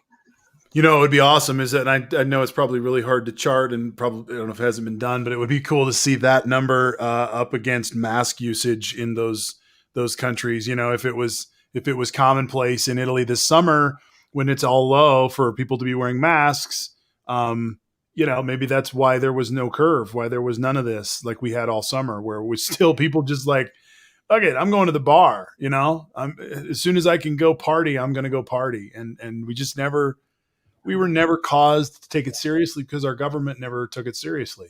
And our numbers also, you have to take those with a grain of salt as well, because our numbers don't have Florida correct numbers at all. Texas is doing weird stuff with numbers. We have states that are doing weird shenanigans with those numbers as well. So that could also affect it as well. So, and unfortunately, you do deaths per 1,000. You get these really small countries that are kind of tough. Italy does show a higher rate per thousand of deaths.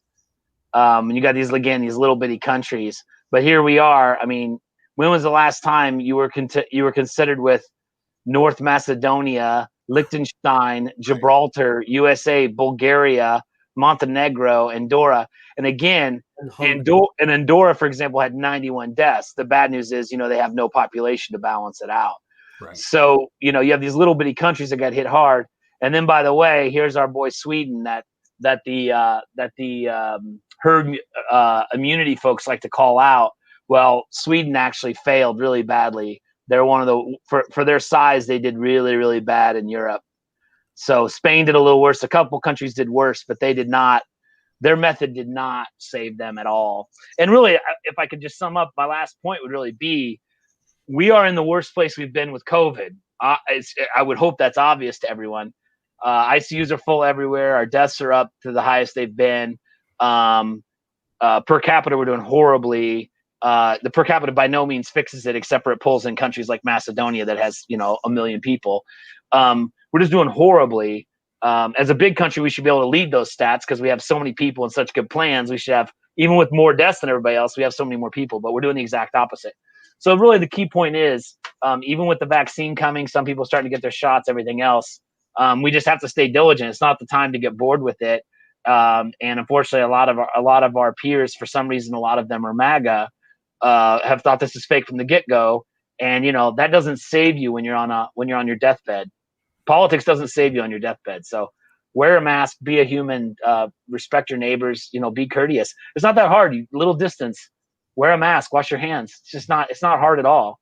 And don't have a party. That's it. Just don't have a party. How hard is that? Don't have a party. If you have to have a friend over, friends in from out of town, put a space heater in your garage, pull the cars out, sit in opposite corners of the garage and talk. There's nothing wrong with that.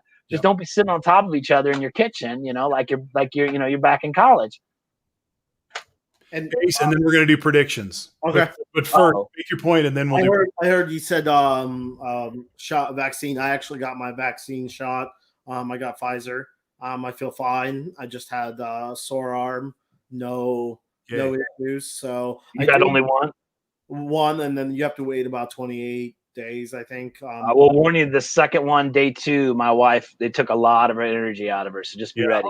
My wife has hers on Friday, her second shot, and it's a little bit stringent. Well, but that goes into if you have the opportunity to take the shot, really consider it, because so far the numbers are terrible. We have two parts of the problem with this vaccine distribution. One is the government is failing, which is not a shocker to us. But two is, even if there's vaccines available, people are not taking them because of probably number one, the government is not competent, and this government decided to politicize the vaccine. Although they will come back and say, no, we didn't. You certainly did when you named it warp speed. Which is the worst name you can give to a vaccine, because you're not supposed to make it look like there's a warp speed on your. It sounds like you're going to cut a lot of steps. And I've actually talked to a couple of people that I didn't change their decision. I was just giving them information. But one key fact that people will always bring up is what Trump always said. It takes 10 years to come out with a vaccine. And he uses that as a positive, but in reality, that statement is very negative because it says that you cut corners. How could you do something, 10 years faster? And one thing that I always explain to them is the reason it takes 10 years is not because of the time, it's because of the money. Mm-hmm. If every year during the flu or any of these, they would put in hundreds of billions of dollars, and all of the world would stop all of their research, and everybody, the best of the best, would have all the money possible, they would come up with vaccines a lot faster as well. But they don't, because they don't have hundreds of billions of dollars of funding. That's why it's so much faster. Also, you have a lot more people.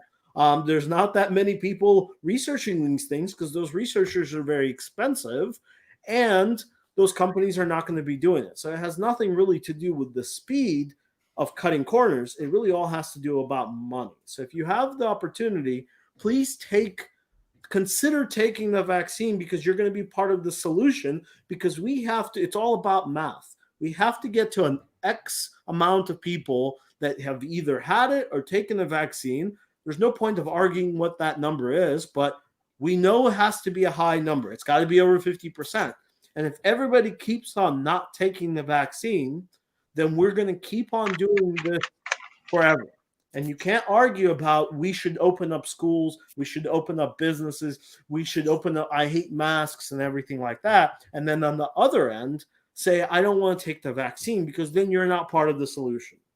Well, and you're not doing your patriotic duty. And that's going to be what's the difference between now and Wednesday afternoon, is to have a president who recognizes that public health is a patriotic thing, rather than something that gets in the way of my greed and avarice and all my desires, which is what the Republican motif has been, that the only thing that matters is whether or not I can make a profit on something. Instead, we're going to recognize that for every one of those working people who died, and I know that not everyone that's in that 2 million died were working people, but the average working person makes a lot more for the economy. And this is a cold fact, that a working person with a longer life adds to the economy, adds to their family, adds to society. And so it's more, when we lose these people, it's more than just, oh, well, we don't have to pay their Social Security to them, which is what that's a Republican talking point. It's a lie. The fact is that even a senior citizen who's receiving their Social Security is still producing in the world. They still have value in the world, even economic value in the world.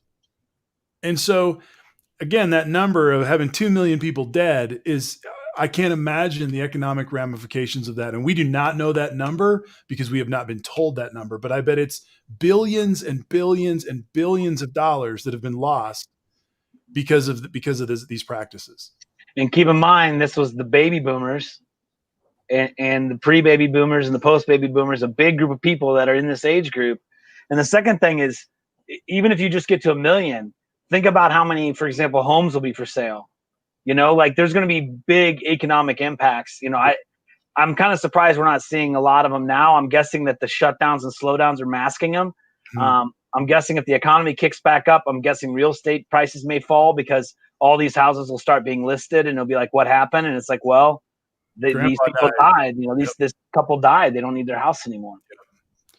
All right. We go round and round on this show. This is America Heals. It's episode 12.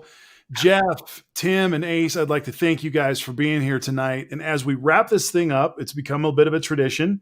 Sometimes they get added to right away. Sometimes they don't, but or answered right away, and sometimes they don't. But what are our predictions tonight? And I'll go first tonight. I've got a prediction. I'm going to bounce first. And I'm going to say that in the last year, this is my prediction, that the cybersecurity attack that we have endured this year will prove to be the largest story that lingers out of this year for the next decade and beyond. That's going to be my prediction. Go to Ace. I want to be last. Ace, you're up. I'll just put on the spot. My prediction, I'll do a little short term. I did the prediction last time where I don't think there's going to be any violence. I think everything is going to go fairly smooth. It's going to be a little weird.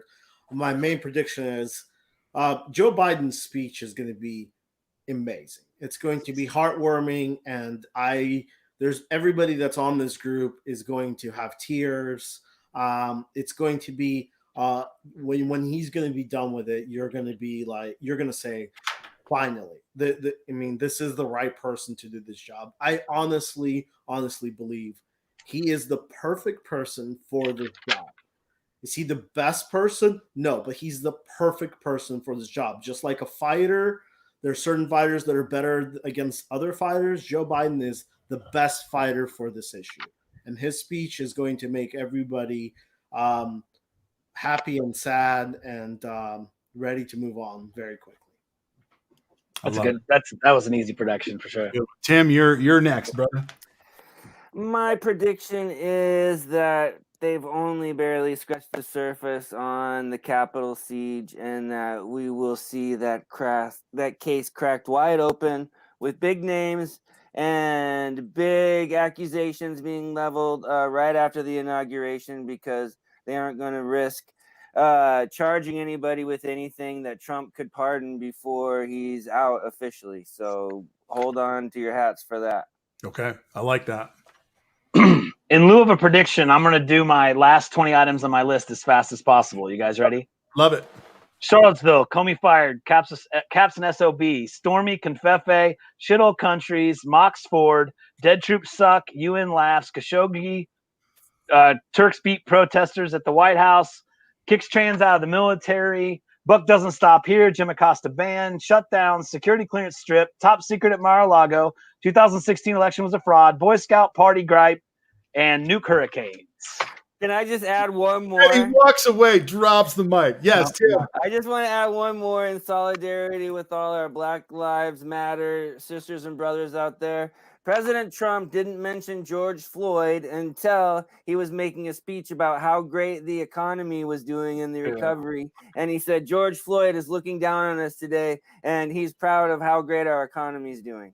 And that was one of those pieces that just drove a dagger into my heart, and I'll never let it go. Yeah, that was horrible. Thank you. I mean, there's probably another 10 of those. I mean, I'm sure. My list started with an article of like big policy things, but there were, I mean, just every moment, every chance he had. Again, talking about the economy, and that's when he's going to talk about George Floyd. Exactly. So I want to close with a personal story tonight that I hope you'll enjoy, and it's part of what's leading me into my experience of this inauguration week. A year ago tomorrow, I jumped on, which was today, it was the Sunday. I jumped on a plane and I went to Iowa to see my mother. I grew up in Iowa, and the Iowa caucuses were hot and heavy. And on the Monday night, I went to see Andrew Yang. It would have been the 20th. Or the 19th. I saw Andrew Yang. And then the next morning, I drove to Ames and I saw Joe Biden. I was actually pictured in that Joe Biden as an ad that was a Trump ad. There was a picture of Joe Biden talking directly to me about China. I remember sitting there listening to him. And after the speech, I was along the walkway in where I was sitting, and Joe Biden was walking on the other side of the aisle, and everyone was shaking his hand and taking pictures. And I had my moment where I was very close to him, and I wanted to shake his hand, and I didn't know what else to say. And something, I don't know, it's just what I said. I yelled 3 times. I said, "God bless you, Joe Biden.